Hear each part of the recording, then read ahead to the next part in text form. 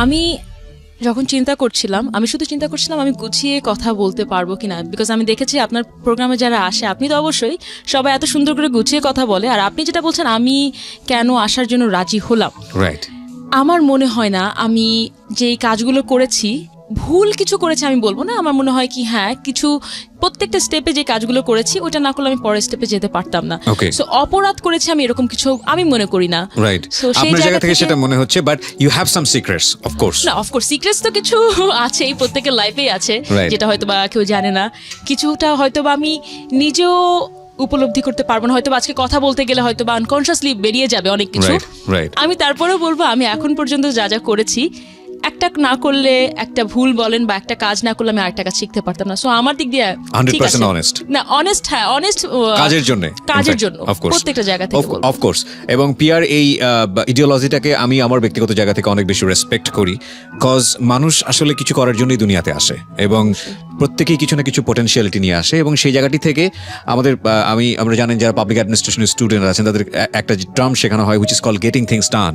আপনি দিন শেষে কি করলেন সেটাই হচ্ছে আপনি কি, সেটা কিভাবে ওই রাস্তা দিয়ে গেছেন, কতটুকু আঘাত খেয়েছেন। আপনি যদি সাকসেস না হতে পারেন কেউ কোনোদিন আপনার সেই গল্পটা শুনবে না। সো আজকে এখানে সাকসেসফুল একজন মানুষ এখানে বসে আছে, সাকসেস লেডি আমি যাই বলি না কেন, তার জীবন গল্প এবং তার যে সিক্রেটস সব কিছুই আমরা আমাদের অনুষ্ঠানে পাবলিশ করতে চাই। তার আগে বলতে চাই প্রিয় অনুষ্ঠানটি আপনারা যদি ইউটিউব থেকে দেখতে চান কিংবা শুনতে চান চলে আসবেন আমাদের ইউটিউব চ্যানেলে। আমাদের ইউটিউবের ঠিকানা হচ্ছে www.youtube.com/dfm904। আমি আবারও বলছি youtube.com/dfm904। Please subscribe this channel এবং একই সাথে নোটিফিকেশন অন করে নেবেন। পিয়া, আমরা একেবারে ছোটবেলা থেকে শুরু করি, যেটা আমরা অনেকেই হয়তো বা জানি না, যেখান থেকে আপনার মেমোরি একদম first memory in your life. So আমি এক খুলনার খুব ভালো একটা জায়গা থেকে বড় হয়েছি, জি, একটা আপার মিডল ক্লাসের ফ্যামিলি থেকে, সেখানে সবাই শিক্ষিত ভদ্র জয়েন্ট ফ্যামিলিতে বড় হয়েছি। যেরকম প্রত্যেকটা ফ্যামিলিতে হয়, আব্বা আম্মার ঝগড়া দেখেছি, আম্মা দাদির ঝগড়া দেখেছি, তারপরেও দেখেছি যে তারা সবসময় আমার মা নানির থেকেও দাদির সাথে বেশি ক্লোজ, খুব মজা করতে করতে বড় হয়েছি। বাবা কি করতো? আমার বাবা ব্যবসা করে, এখনো ব্যবসা করে, বাবা ভালো আছে। কয় ভাই বোন? আমরা 3 ভাই বোন, আমরা 2 বোন 1 ভাই। আমার বড় বোন আছে, আমার বড় বোন ডেফ, ভালো করে কথা বলতে পারে না, শুনতে পারে না। ওকে, খুবই সুন্দরী, আমরা গেস করতে পারি না খুবই সুন্দরী, আমার থেকে অনেক অনেক সুন্দর। আমার ছোট ভাই আছে, ছোট ভাইও এবার এসএসসি পরীক্ষা দেবে, আমার থেকে 10 বছরের ছোট। হ্যাঁ, আর আমার বড় বোন আমার থেকে 6-7 বছরের বড়। আমার মায়ের নিজের একটি স্কুল আছে, যারা অটিস্টিক, যারা ডেফ, কথা বলতে পারে না, তাদের জন্য সে নিজে একটি স্কুল পরিচালনা করে। বেসিক্যালি আমার বড় বোন যখন এরকম সমস্যা দিয়ে যাচ্ছিল তখন থেকে তার উদ্যোগটা শুরু। আচ্ছা, এটা অনেক বছরের কথা। ওকে, আমার মনে আছে ছোটবেলা থেকে খুব মজা করতে করতে, মানে আমার সবকিছু নিয়ে খুব ক্রিয়েটিভ একটা কাজ করতো। ছোটবেলা আমাদের সময় ওয়াকম্যান ছিল, সো ওয়াকম্যানে করতাম কি 30 টাকা না 25 টাকা দিয়ে খালি ক্যাসেট কিনে আমি আমার দাদির কাছে যেতাম। সবকিছু ছিল আমার দাদি প্রথমে, যে দাদি একটা ইন্টারভিউ নেবো আপনার, ইন্টারভিউ নিতাম, দাদি রেকর্ড করতাম, মনে আছে রেকর্ড করে আবার শোনা যেত, আমার কাছে খুবই ভালো লাগতো, রেকর্ড করে আবার কথা শুনতে পারি। আমার আব্বু বিদেশ থেকে এনে দিয়েছিল ওখানে। তারপর আমার মনে আছে যখন ল্যান্ডফোন, আমার বাবা কুয়েতে থাকতো যখন ছোট ছিলাম, তো তখন দাদি কিছু বা ফুপুরা কিছু বললে বা আম্মু কিছু বলে সব আব্বুকে বসে বসে রাত্রেবেলা আব্বা যখন ফোন দিত তখন আব্বুকে কমপ্লেন করতাম, এটা হয়েছে, এটা হয়েছে। সকালবেলা আবার দাদি বলতো, বিকজ জয়েন্ট ফ্যামিলি তো পাশের রুমে কি বলছে শোনা যায়, তুমি তোমার আব্বাকে আমার নামে কমপ্লেন করছো, এরকম। মানে খুব মজা করতে করতে চাইল্ডহুড আমার খুবই ভালো ছিল। আচ্ছা, অবশ্যই। তো সমস্যা বলবো না, বিপত্তি বলবো না, আমি বলবো হয়তো বা যেটাই বলেন না কেন, সমস্যা বা বিপত্তি এটা আপনারা হয়তো বা ধরে নেবেন। রাইট। যখন আমি ক্লাস 5-এ পড়ি তখন আমার ছোট ভাই হলো, আমার এর আগে একটা বোন ছিল। আমার আব্বা আমাদের 2 বোনকেই, আমার বড় বোন কথা বলতে পারে না যেটাই হোক না কেন, বা আমি যেটাই হোক না কেন, 2 বোনকে সে খুবই এখন পর্যন্ত খুবই ভালোবাসে সে ছোটবেলা থেকে। বা আমার ফ্যামিলিতে আমি সেকেন্ড মেয়ে হয়েছি বলে কোনো সমস্যা ছিল না, কিন্তু ওখানে তখন যখন ক্লাস 5-এ, তখন আমার ছোট ভাই যখন হলো, তখন ক্লাস 5-এর পর থেকে আস্তে আস্তে বড় স্ট্যান্ডার্ডগুলো আসা শুরু করে। তখন তো আমার মনে আছে যখন ক্লাস 6-এও আমি পড়ি, আমার ভাই তখন হয়তো 1 বছর, তখন আমার অনেকগুলো টিচার ছিল। একটা ছিল হচ্ছে কম্পিউটার শেখানোর জন্য, একটা ছিল ইন্টারনেট শেখানোর জন্য, একটা ছিল অ্যাবাউট ফটোশপ শেখানোর জন্য, একটা ছিল ইংলিশ স্পিকিং শেখানোর জন্য, আচ্ছা, একটা ছিল কবিতা আবৃত্তি শেখানোর জন্য। শুনতে খুব হাস্যকর লাগবে, একটা হুজুর ছিল, মানে শুনতে হাস্যকর লাগবে যে এত টিচার ছিল আমার। আর তাছাড়া তো অন্যান্য সাবজেক্ট ওয়াইজ কিন্তু আমি এখনো যাইনি, সাবজেক্ট ওয়াইজ তো টিচার ছিল, কোচিং সেন্টার ছিল, সারাদিন আমি খুব বিজি থাকতাম পড়ালেখা নিয়ে, এগুলো নিয়ে, অ্যাক্টিভিটি নিয়ে। তো যখন ক্লাস 8-এ আমি উঠি তখনও বুঝতে পারি যে কিছু সমস্যা না, আমি বলবো কি 8 থেকেও ঠিক আছে, বিকজ 8 পর্যন্ত আমি হয়তো বা বুঝতামও না যে আমাকে নেগলেক্ট করা হচ্ছে বা ইগনোর করা হচ্ছে, এই ব্যাপারটাও আমি তখন থেকে বুঝতাম না। তো আমি যখন ক্লাস 9-এ পড়ি আমার মনে হয় তখন থেকে ইয়াস আমার আব্বুর একটা হচ্ছে কি, আচ্ছা আমি প্রথমে বলে নিচ্ছি 2 ঘন্টার জন্য আমি ভুলে যেতে চাই আমি কি নিয়ে কথা বলছি। হ্যাঁ, তো আমি আমার আশেপাশে কি আছে। তো আমার আব্বুর একটা ব্যাপার হচ্ছে কি, সে খুব গালিগালাজ করে, মনে করেন কিছু হলেই গালি দেবে, সবাইকে গালি দেবে, মনে করেন এটা আমাদের ফ্যামিলির একটা ট্র্যাডিশন, আদর করেও একটা গালি দিয়ে কথা বলবে, এরকম একটা কথা যে আদর করে সে গালি ছাড়া কথা বলতে পারে না। আমার চাচারাও আছে এরকম কিছু কিছু, সবাই না, বাট কিছু কিছু আদর করে হলেও গালি দিয়ে কথা বলবে। আমি আমার মায়ের মতো একটু যে না, খুব সেলফ রেসপেক্টটা খুব বেশি, যে না তুমি আদর করে হলো ভালো করে হলো তুমি কেন গালি দিয়ে কথা বলবে আমার সাথে, এরকম ছিলাম আমি। তো যখন ক্লাস 9-এ উঠি, যখন দেখছি যে আবু গালি দিয়ে কথা বলছে, এটা বলছে, আমার না আস্তে আস্তে খুব আমার খুব লাগছে না, আমাকে কেন গালিটা দিল, আমাকে কেন একটা গালি দিয়ে কথা বলবে, আমি নিতে পারতাম না আস্তে আস্তে। কিন্তু আব্বুর উপর কথাও বলতে পারবো না, এরকম আমি বলবো না আমি যে খুবই ভদ্র বা খুবই ভয় পাই এরকম একটা বাচ্চা ছিলাম, একেবারেই না। আমার কিছু হলেই আমি যখনই কোনো কিছু পছন্দ করতাম না, সেটা আমার দাদা, চাচি, ফুপু, চাচা যেই হোক না কেন, আমি সরাসরি মুখের উপর বলতাম যে না, আমি আই ডোন্ট লাইক ইট। আমি এরকমই ছিলাম। ক্লাস 9-এ যখন পড়ি একটা সময় আমি কোচিংয়ে যাওয়া শুরু করলাম, একটা ছেলেকে খুব ভালো লাগতো তখন। কোচিংয়ে আমার বাসার নিচেরটাতে কোচিং সেন্টার ছিল। তো 9-এ উঠে দেখলাম কি একবার প্রেম কাহিনী দিয়ে শুরু করলাম। আমি একটা রিক্সা নিয়ে যাচ্ছি, আমার পাশে আমার 2টা ফ্রেন্ড বসা, যেতে যেতে দেখলাম কি একটা সুন্দর একটা ছেলে, খুবই ফর্সা, একটু সুন্দর টাইপের একটা জন আব্রাহাম টাইপের একটা হেয়ার কাট নিয়ে সে যাচ্ছে, সেও একটা রিক্সায় যাচ্ছে। তো আমি একটু হয় না, ফ্রেন্ডরা ছোটবেলা থেকে অনেক কিছু নিয়ে গল্প করে, আমি অত কিছু নিয়ে গল্প করতে পারতাম না, আমার একটু সায় লাগতো। তো আমার ফ্রেন্ডরা বললো কি যে ওই ছেলেটা পিছ রিক্সা নিয়ে চলেন। আমি বললাম কি একটা ছেলেকে আমরা ফলো করবো, এটা কিরকম লাগে না দেখতে? বলে কি না কিছু হবে না। তো ছেলেটা দেখছে যে ছেলেটাকে ফলো করছে, ছেলেরা করলো কি একটা কাগজ ছুঁড়ে মারলো। আমার ফ্রেন্ডরা ওই কাগজটা উঠাবে, না একটা ছেলে একটা রিক্সা দিয়ে যাচ্ছে, চলন্ত রিক্সা থেকে একটা কাগজ ছুঁড়ে মারছে, আমরা একটা মেয়ে হয়ে উঠাতে যাবো, মেয়ে হয়ে না মানে একটা কেন আমি একটা কাগজ উঠাতে যাবো, একটা ছেলে, ভদ্রতারও তো একটা ব্যাপার আছে, সে দিতে পারতো।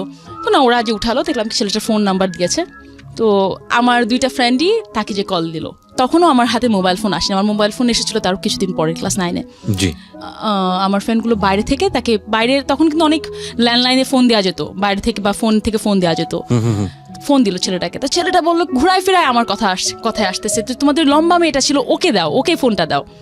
এখন আমি তো কথা বলতে পারবো না, কথা বলতে ভয় লাগে, একটা ছেলের সাথে কথা বলবো কেমন লাগবে শুনতে। তো ছেলেটা একটা সময় আমি যে ফোন 3 বা 4 দিনের দিন আমি ফোনে কথা বললাম, হ্যালো শুনে আমার মনে হলো কি আমার দাদার মতো ভয়েস, ভয়ে আমি ফোনটা রেখে দিয়েছি। তো আমার ফ্রেন্ডরা বলে কি যে তুমি এত বোকা কেন, তো ভীতু কেন? আমি বললাম কি না, পরে এরকম করতে করতে আমি বললাম কি যে আপনার সাথে আমি ফোনে কথা বলতে পারবো না, ওকে বলো আমি ফোনে কথা বলতে পারবো না, আপনি করে বলতে, আমার থেকে 1 বছর বড় ছিল। আমি বললাম কি যে ওনাকে আমার ইমেল অ্যাড্রেসটা দাও, ইমেলে কথা বলবো। তখন থেকে আমরা ইমেল অ্যাড্রেসে কথা বলা স্টার্ট করলাম, 2-3 মাস ইমেলে কথা বললাম। কথা বলার পরে মডার্ন প্রেম যেটাকে বলা চলে, একবারে স্টার্টই হয়েছে ইমেল দিয়ে। আমরা শুনি যেটা চিঠি দিয়ে হয়, ফোনে হয়, but they started by email. Okay, হ্যাঁ। আর 2005-06 দিকে কিন্তু ইমেল বা কম্পিউটার এত পপুলার ছিল না খুলনার মতো জায়গায়। তো আচ্ছা, এখানে আমি বলে রাখি একটু যে তখন কিন্তু আমার বাসায় পার্সোনাল কম্পিউটার ছিল, তখনই কিন্তু আমার বাসায় ইমেল ছিল, তখন ব্রডব্যান্ড লাইনের সাথে কিন্তু কানেক্টেড ছিল। তো আমার আব্বা আমাকে সব কিছু দিয়েছিল, আমি যা যা চেতাম বা বলার আগেই সে, তখন হয়তো ইমেল বুঝতামও না, আমার আব্বা বলছি না তুমি এটা নিয়ে নাও, এটা মডার্ন ফ্যাসিলিটি, তুমি শেখো, ফ্যাক্সও নাও, ফ্যাক্স মেশিনও নাও। ফ্যাক্স মেশিন দিয়ে আমি কি করবো? তো সে যেহেতু যা যা ভালো জিনিস আছে সব আমার মেয়ে শিখবে। আচ্ছা, এরকম। নাহলে আমি আপনাকে যেটা বললাম যে অ্যাবাউট ফটোশপের জন্য সে আমার একটা টিচার রেখে দিয়েছিল আমাকে শেখানোর জন্য। যাই হোক, ছেলেটার সাথে কথা বললাম ইমেলে, কথা বলতে বলতে মাঝে মাঝে হয় না প্রেম, নতুন নতুন প্রেম করলে তোমার সাথে একটু ফোনে কথা বলবো, মানে দেখা করো তো দূরে থাকো, ওই সাহসটাই ছিল না, ফোনে কথা বলবো, ফোনে তো ল্যান্ডলাইন। তো ফোন দিত, বাই সামহাউ কিছুদিন পরে তারা ধরলো যে পিয়া একটা ছেলের সাথে ফোনে কথা বলে। আমি তো খুবই ভয় পেতাম যে না আমি ফোনে কথা বলছি না, কেউ না। এবং আমার বাসায় অনেক অনেক উল্টাপাল্টা ফোনও আসতো, যেটা হয় একটা মফস্বলের একটা মোটামুটি সুন্দর মেয়ে থাকলে অনেকে ফোন দিত, এরকম একটা ব্যাপার ছিল। তো আমি ওই ছেলের সাথে কথা বলতাম, আর কারোর সাথে কিন্তু কথা বলতাম না, কিন্তু বাসায় অনেক ফোন আসতো। একটা সময় যখন এটা নিয়ে এত মাত্রায় বেড়ে গেল, আমি কিন্তু তখন পর্যন্ত শুধু ফোনে কথা বলতাম, যে আমার পুরো ফ্যামিলির মধ্যে ছড়াই গেল যে পিয়া ছেলেদের সাথে ফোনে কথা বলে, এরকম এরকম। আমার আব্বা আমার কানে দিতে লাগলো সবাই কথা। যেহেতু জয়েন্ট ফ্যামিলিতে ছোট একটা তিলকে তাল বানানো খুবই কমন ইস্যু ছিল তখন। রাইট, মজাও পায় অনেকে, মজা পাই, আসলে মজাই পাই এটা, যে হয় না আরেকটা ফ্যামিলিকে একটু ডাউন করে দেখানো, এরকম পচানো বা যেটাই বলি না কেন আমরা। আব্বাকে এসে বলা স্টার্ট করলো, আব্বু তো খেপে যাচ্ছে। এখন আব্বুর সাথে আমার খুবই ভালোবাসার সম্পর্ক ছিল, যেখানে অত ওপেন আমি বলবো না, যেখানে মনে করেন সবকিছু শেয়ার করা যায়, একেবারে ছিল না। এটা আমার মার সাথে করতে পারতাম। একটা সময় যে আমি আমার মাকে বললাম আম্মু আমি একটা ছেলেকে পছন্দ করি, বিকজ আমার আম্মার সাথে আমি সবকিছু শেয়ার করতাম, এখন পর্যন্ত করি সবকিছু মানে সবকিছু। আমি যখন বললাম, আমার আম্মু আমার পুরো কথাটা শুনে আমাকে বললো কি যে দেখো তুমি এখন অনেক ছোট, সবাইকে বোঝানোর চেষ্টা করলো যেভাবে নর্মালি বাবা মারা বোঝায়, যে এটা এখন না, আমরা পরে দেখবো, তুমি ভালো করে এখন পড়াশোনায় মনোযোগ দাও। আমি বললাম আচ্ছা ঠিক আছে, কিন্তু সবাই যে আমার সাথে এরকম করছে, আমার চাচা ফুপুরা আব্বুরা, আমি কিন্তু এটা নিতে পারতেছি না, বিকজ আমার তখন পড়ার অনেক টেনশনও থাকছিল, প্রি টেস্ট আমি সায়েন্স থেকে পড়তাম, সবচেয়ে ভালো স্কুলে পড়তাম, তো এই ব্যাপারগুলো নিতে পারতাম না। আম্মু বলে কি তুমি কান দিও না, তুমি পড়ো শুধু। আমি চুপ করে থাকলাম, আচ্ছা ঠিক আছে। পরে দেখলাম কি এই ব্যাপারটা না বেড়ে যায়। আমি কিন্তু কথা থামাইনি, জাস্ট বিকজ আমার চাচা ফুপুরা বলেছে তুমি একটা ছেলের সাথে কথা বলতে পারবা না, তাই বলে আমি কথা থামাই দেবো? হতেই পারে না, হতেই পারে না। এটা আমি কেন বলছি, মানে আমি বলছি কি যে আমি একটা জিনিস যতক্ষণ না পর্যন্ত আমি নিজে চিন্তা করবো জিনিসটা রং, আমি ততক্ষণ না পর্যন্ত এটা ছাড়ি না। By natural you are like that? By natural I am like this. আমি আমার কথা যারা শুনছেন তারা শুনতে শুনতে বুঝতে পারবেন যে আমি এরকমই। আমি কিছুটা গেস করেছিলাম, মানে আই গেস, মানে হয় না ফেস দেখে। আমি এত লাইফের স্টোরি শুনেছি মানুষের জীবনে, মানে 400-500 তো অনেক হয়েছে, 4-5 হাজার শুনেছি। তো এখন এরকম হয় যে একটা মানুষের ফেস দেখলে বুঝতে পারি তার লাইফের স্টোরি কি হতে পারে। তো somehow I guess about you যে ওকে উনি একটু হলেও স্বাধীন চেতা মানুষ, হ্যাঁ, এবং ও অফকোর্স যেই প্রফেশনে উনি আছেন বাংলাদেশের সামাজিক প্রেক্ষাপটে বা যাই বলি না কেন, এরকম স্বাধীন চেতা না হলে এই জায়গাটায় সাকসেস করাটা খুব ডিফিকাল্ট। সো ইন দ্যাট সেন্সে তারা হচ্ছেন চেঞ্জ মেকার। আমি যেটা ওনার সঙ্গে ফোনেও কনভারসেশন করছিলাম যে ওনারা হচ্ছেন চেঞ্জ মেকার, ওনারা একটা জনরা ক্রিয়েট করছেন, হয়তো পরের জেনারেশনে যারা আসবে তাদের জন্য কাজ করাটা অনেক বেশি ইজি হবে। সে আপনি যে প্রসঙ্গে ছিলেন যে আপনি কথা বলা থামাননি। হ্যাঁ, কথা বলা আমি থামাইনি। তো একটা সময়, আচ্ছা ছেলেটার কথা কিন্তু আমি আগেও বলেছি, বিকজ ছেলেটার নাম ছিল মিমো। ওকে, তো সেটার পুরো নাম ছিল সাদ্দাম হোসেন মিমো। তখন আবার সাদ্দাম হোসেনের যুদ্ধ চলতেছে, আমার ফুপুরা বলে সাদ্দাম একটা ছেলের নাম হতে পারে, তুমি সেই ছেলের সাথে তুমি ফোনে কথা বলো, তোমার লজ্জা হয়। তখন অনেক পপুলার বাংলাদেশে, হি ওয়াজ ভেরি পপুলার। তো এরকম করে কথা বলতো, তো আমি বলতাম কি যে আমি চুপ করে থাকতাম, কথা বলতে পারতাম। তো আমি মানে আমার খুব বেশি রেগে গেলে আমি খুব টস করে চোখ থেকে আমার পানি পড়তো, বাট আমি বেশি রেগে গেলে কথা বলতে পারতাম। ঠিক আছে, সাদ্দামের সাথে পিয়ার কি হয়েছে সেটা আমরা জানবো 2 মিনিটের একটা সময়। যখন আমি দেখলাম যে তারপরেও আমি কথা একটু কমিয়ে দিয়েছিলাম বলতে কি, দিনে যদি আমি 2-3 বার ফোনে কথা বলতাম বা 2 বার কথা বলতাম, হয়তো বা তখন 2 দিনে 1 বার কথা বলতাম, কিন্তু কোনো মতেই দেখলাম কি আমার ফ্যামিলি থেকে জিনিসটা কমছে না, বেড়েই যাচ্ছে। প্রত্যেকে কথা, এবং প্রত্যেকে না আস্তে আস্তে আমার সাথে কথা কমানো স্টার্ট করলো, এবং খুব বাজেভাবে কথা বলতো। যখনই কথা বলতে খুব বাজেভাবে কথা বলতো, মানে আমার জয়েন্ট ফ্যামিলি যারা ছিল। আমি যখন দেখলাম কি অতি মাত্রায় আমার উপরে মানসিক মেন্টাল টর্চারটা বেড়ে যাচ্ছে, আমি হয়তো টিভি দেখতে যাচ্ছি, ঠাস করে হয়তো আমার একটা ফুপু একটা উল্টাপাল্টা কথা বলে দিল, ঠাস করে হয়তো আমার বাবা একটা আমাকে গালি দিয়ে বসলো। আমি নিতে পারছিলাম না জিনিসটা, যে মনে হচ্ছিল কি বাসার বাইরে যতক্ষণ থাকি ততক্ষণই ভালো থাকি। আমি কোচিং সেন্টার, স্কুলে আরো বেশিক্ষণ টাইম থাকা স্টার্ট করলাম। একটা সময় যে আমি চিন্তা করলাম আচ্ছা ঠিক আছে, আমার ফোনে কথা বলে এত সমস্যা, আমি ওদেরকে দেখা করবো, কি করবো আমার সাথে। তো আস্তে আস্তে দেখা করা স্টার্ট করলাম। ছেলেটাও খুশি, দেখা করছে মেয়ে, এতদিন তো দেখাও করতো না, দেখা করলাম। এটা কিন্তু আফটার 9 মাস পরে আমি প্রায় দেখা করেছি। তখন আমার হাতে নতুন ফোনও চলে আসছে, মোবাইল ফোনও পেয়েছি, দেখা করাও ইজি ছিল, 7 টাকা করে পার মিনিট ছিল, কথা বলার টাফ ছিল। মোবাইল ফোন শেখানোর জন্য কোনো টিউটর ছিল না তো? ও না, মোবাইল ফোন শেখানোর জন্য কোনো টিউটর ছিল না, বিকজ আমার শেখানোর জন্য বাসায় টিউটর ছিল।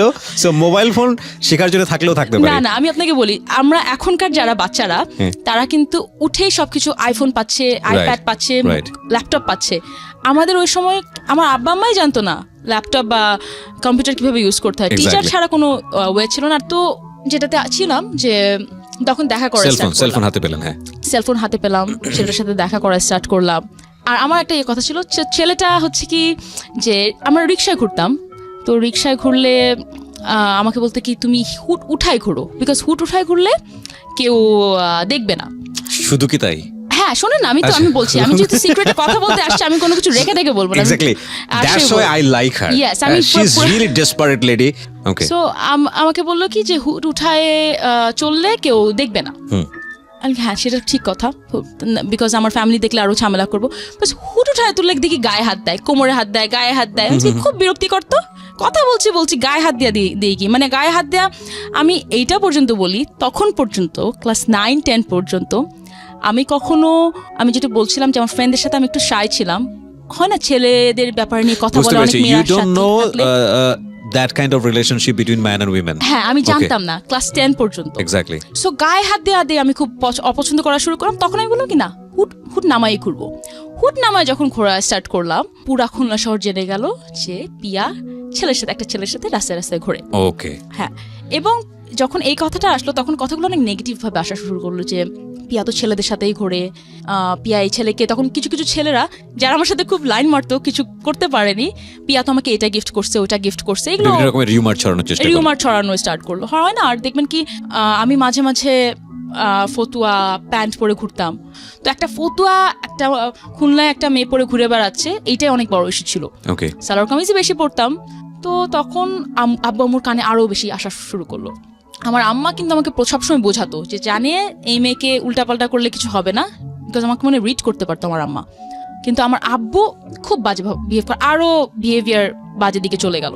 আমি এখন পর্যন্ত মাঝে মাঝে চিন্তা করি বিহেভিয়ারটা বাজে যাওয়ার কারণ আসলেই কি ছিল, আমার ভাই হওয়ার কারণ নাকি আমার বয়ফ্রেন্ড ছিল এইটা কারণে। আমি এখন পর্যন্ত আমি এটা রিলেট করতে পারি না কোন কারণে হলো। কিন্তু আমার মনে হয় কি বোথ কম্বিনেশন। হয়তো আমার আব্বা ভেবেছিল মেয়ে হাত থেকে চলে যাচ্ছে, আমার ছেলে তো আছেই, বড় মেয়েটা এরকম ছোট মেয়ের কথা শুনতেছে না, কোন ছেলের সাথে ঘুরে বেড়াচ্ছে, আমার ছেলে তো আছে। তো কিছু হলে আমার আব্বা তখন বলতো মেয়ে মানে লস আইটেম। আপনার সামনে? হ্যাঁ অফকোর্স আমার সামনে। মেয়ে মানে লস আইটেম, সেই কারণে তো বলি পড়ালেখা করলে করো, না করলে না করো, আমার কোনো যায় আসে না। আমার মনে আছে আমার আম্মা আমার দিকে তাকায় থাকতো যে সে খুব কষ্ট পেত যখন বলতো মেয়ে মানে লস আইটেম। তো আমারও খুব খারাপ লাগতো যে মেয়ে মানে লস আইটেম, সে এই কথাটা কেন সে বড় আইস করবে। এটা হচ্ছে কি কিন্তু সেলফ রেসপেক্টের একটা জায়গা, যে যখন সে বললো যে মেয়ে মানে লস আইটেম, শুধু এটা না, আমি হয়তো বা কিছু কিছু গালি আনতে পারবো না বা বলতে পারবো না, এখানে আরো কিছু কিছু বাজে বাজে কথা স্টার্ট শুরু করলো। যখন সে শুনলো যে আমি এই ছেলেটার সাথে ঘুরি, রিক্সা ঘুরি, এটা তখন সে একটা টাইমে আমাকে বললো কি আরো খুব বাজে একটা কথা বলেছে, যে এরকম কথাটা যে এত বড় হয়ে গেছো, কালকে একজনের সাথে থাকলে পরশুদিন তোমার একটা বাচ্চা হবে, বাট তুমি এখনো বোঝো না, এরকম খুব বাজে বাজে ল্যাঙ্গুয়েজে সে আমার সাথে কথা বলা স্টার্ট করলো। ওকে, এর মধ্যে আমার আরও কিছু ফেজ যাচ্ছে, বিকজ আমি এসএসসি পরীক্ষার জন্য নিজের প্রিপারেশন নেওয়া লাগছিল। বাবা মা এদিক দিয়ে বাজে বাজে কথা বলা স্টার্ট করলো, মা বলবো না আমার। তার মধ্যে এই ছেলে যাইটার সাথে আমি প্রেম করতাম, বা যেটাই বলেন না কেন, infatuation, love, whatever you say, সেই ছেলে, আমি খুব খুব রিজার্ভ ধরনের একটা গার্লফ্রেন্ড ছিলাম, যে না তুমি এই মেয়ের সাথে দেখা করতে পারবো না, এটা করতে পারবো না, ওটা করতে পারবো না। আমার মনে হয় কি আমি যেটা শিখেছি, যেটা দেখেছি, পজিটিভ ছিলাম অনেক বেশি, সেটা অ্যাপ্লাই করতাম। তো আমার বয়ফ্রেন্ড ওরকম ছিল, তুমি এটা করতে পারবো না, আমার ছেলে ফ্রেন্ড ছিলও না, সো বলার কোনো রিজন ছিল না। তখন সেই ছেলে আমাকে একটা সময় এসে বললো যে তাকে তার কোন বিদেশ থেকে একটা কাজিন এসে বলছে এই মেয়ে তো কিছু করতে পারবে না, এত শুকনো একটা মেয়ে কিছু করতে পারবে না। Okay, quote and quote, sorry to say. Okay, তো যাই হোক, সে বললো এই মেয়ে তো কিছু করতে পারবে না। তার মানে সে মিন করছিল এরকম যে এই মেয়েটার সাথে যদি কখনো বলি যে সেক্স করবো, এই মেয়েটা কখনো তো রাজি হবেই না, বা এই মেয়েটা, সে আমাকে হয়তো, আমার মনে নাই ভালো করে, বাট সে আমাকে অনেকভাবে বোঝানোর চেষ্টা করেছিল। আমি যেহেতু জানতাম না ব্যাপারটা কি, আমি বুঝিও নি সে কি বোঝানো, কিন্তু আমি এইটুকু বুঝছিলাম ছেলে মেয়েদের মধ্যে কোনো একটা রিলেশনশিপ হয়, এরকম কিছু একটা হয়, আমি জানি না। তো আমার জন্য খুবই টাফ ছিল বোঝা যে কি বোঝানো যাচ্ছে। সো আমি ছেলেরা যখন আমাকে বললো যে আমার একটা কাজিন এসে বলেছে যে তুমি এই মেয়ে তো কখনো কিছু করতে পারবে না, আমি বললাম কি না, কেন করতে পারবো না, আই ক্যান ডু এভরিথিং। বলছি না তুমি তো জানোই না কি করে, তুমি আর তুমি জানতে চাও না, আমি বললেও তুমি বোঝার চেষ্টা করো না, রাইট? সো আমি বললাম কি যে না আমি করতে পারবো। তো তখন সে আমাকে বললো যে আচ্ছা ঠিক আছে, আমার মনে আছে আমার এসএসসি পরীক্ষার সময় তখন সে আমাকে পরীক্ষার একদিন আগে, সো মাঝখানে মানে একটা পরীক্ষা দিয়ে আসছি, পরে একদিন গ্যাপ রেখে একটা পরীক্ষা, সে আমাকে এত মেন্টাল টর্চার করতে শুরু করলো, বলকি না তাহলে তুমি আমাকে দেখাও তুমি কিভাবে করবা। ওহো। সো এনিওয়েজ আমাকে বললো কোথায় যাবা, আমি বললাম আচ্ছা ঠিক আছে কোথায় যাবেন বলেন, আমি বললো কি কোন ফ্রেন্ডের বাসায়। কিন্তু আমি ততদিনে এইটা বুঝেছি যে বিভিন্ন তখন দেখবেন কি খুব ছবি বা এমএমএস করে ছড়া দিত, ওই টাইমটাতে খুব বেশি হতো। আচ্ছা 10-12 বছর আগের কথা, দেখবেন কি মফস্বলে দেখবেন কি সব জায়গায় ভাইরাল হয়ে যেত ভিডিও বা এরকম। তা আমি শুনতাম যে কোনো ফ্রেন্ডের বাসায় যাওয়া উচিত নয়, আমি এটা জানতাম যে কোনো ফ্রেন্ডের বাসায় গেলে খারাপ হবে, ব্ল্যাকমেইল করতে পারে বা অন্য কোনো কিছু ব্ল্যাকমেইল করতে পারে, অনেক কিছু করতে পারে, ক্যামেরা বসাতে পারে, মানে যেভাবে আসে। তা আমি বললাম যে আচ্ছা ঠিক আছে কোথায় যাবেন, তখন সে আমাকে আমি আপনি করে বলতাম। আচ্ছা আচ্ছা। তো সে আমাকে বললো কি যে আচ্ছা ঠিক আছে ফ্রেন্ডের বাসায়, না ফ্রেন্ডের বাসায় যাবো না। বললো কোথায় যাবা তুমি, আমি যখন হোটেলে যাই এখনো। বলে কি তুমি হোটেলে যাবা, মানে খুলনায় একটা হোটেলে যাওয়া কিন্তু খুবই দুঃসাহসের ব্যাপার, তার থেকে সবাই চেনে না, সবাই চেনে, তো তার থেকে খুব ইজি আপনি যদি কোনো ফ্রেন্ডের বাসায় যান। আমি গিয়েছি প্রথম দিন বুঝিনি কি করেছি না করেছি, কিছুই বুঝিনি, বুঝলাম সেই দিন মনে হয় প্রথম বুঝলাম। বোঝার পরে এবং এখানে আমি আসি, আজকে কি আপনি বলবেন, আপনি অনেকে হয়তো বা বলতে পারেন মেয়েটা ভুল করেছে, আমি তো বলবো না আমি ভুল করেছি। আমার একটা ছেলেকে পছন্দ করতাম, ছেলেটা বলেছে হ্যাঁ হয়তো বা 2 দিন আগে করেছি, হয়তোবা আমি 2 দিন পরে করতাম, এটা আমি ভুল বলবো না। হয়তোবা সেই ছেলের সাথে আমার রিলেশনশিপ থাকেনি কেন এটাও আমি পরে বলবো, বাট আমি মনে করি না এটা আমি কোনো ভুল করেছি। এইটা আমার চলতে যে বা নেক্সট স্টেপের জন্য আমার মনে হচ্ছে ওই সময়ের জন্য এটা ঠিক ডিসিশন ছিল। You take it just as experience of your life. অবশ্যই, মানে আমার মনে হয় কি ওই টাইমটাতে আমার যেটা রাইট ডিসিশন মনে হচ্ছিল আমি সেটা করেছি। ফার্স্ট অফ অল পিয়া, আমরা কাউকে জাজ করি না, বাট আপনি যদি সোসাইটি জায়গা থেকে বিষয়টাকে চিন্তা করেন তাহলে আপনি জানেন যে আমাদের সোসাইটি বিষয়টাকে কিভাবে দেখে, এবং সেই জায়গাটি থেকে আপনি সেটা ব্যক্তিগতভাবে রিসিভ করবেন কি করবেন না সেটা সম্পূর্ণই আপনার ব্যক্তি স্বাধীনতার জায়গা থেকে আপনি আপনার মতো করে জাজ করতে পারেন 100%, বাট এটা আপনার জীবনের ঘটনা। ফার্স্ট অফ অল আপনাকেই এটা মূল্যায়ন করতে হবে।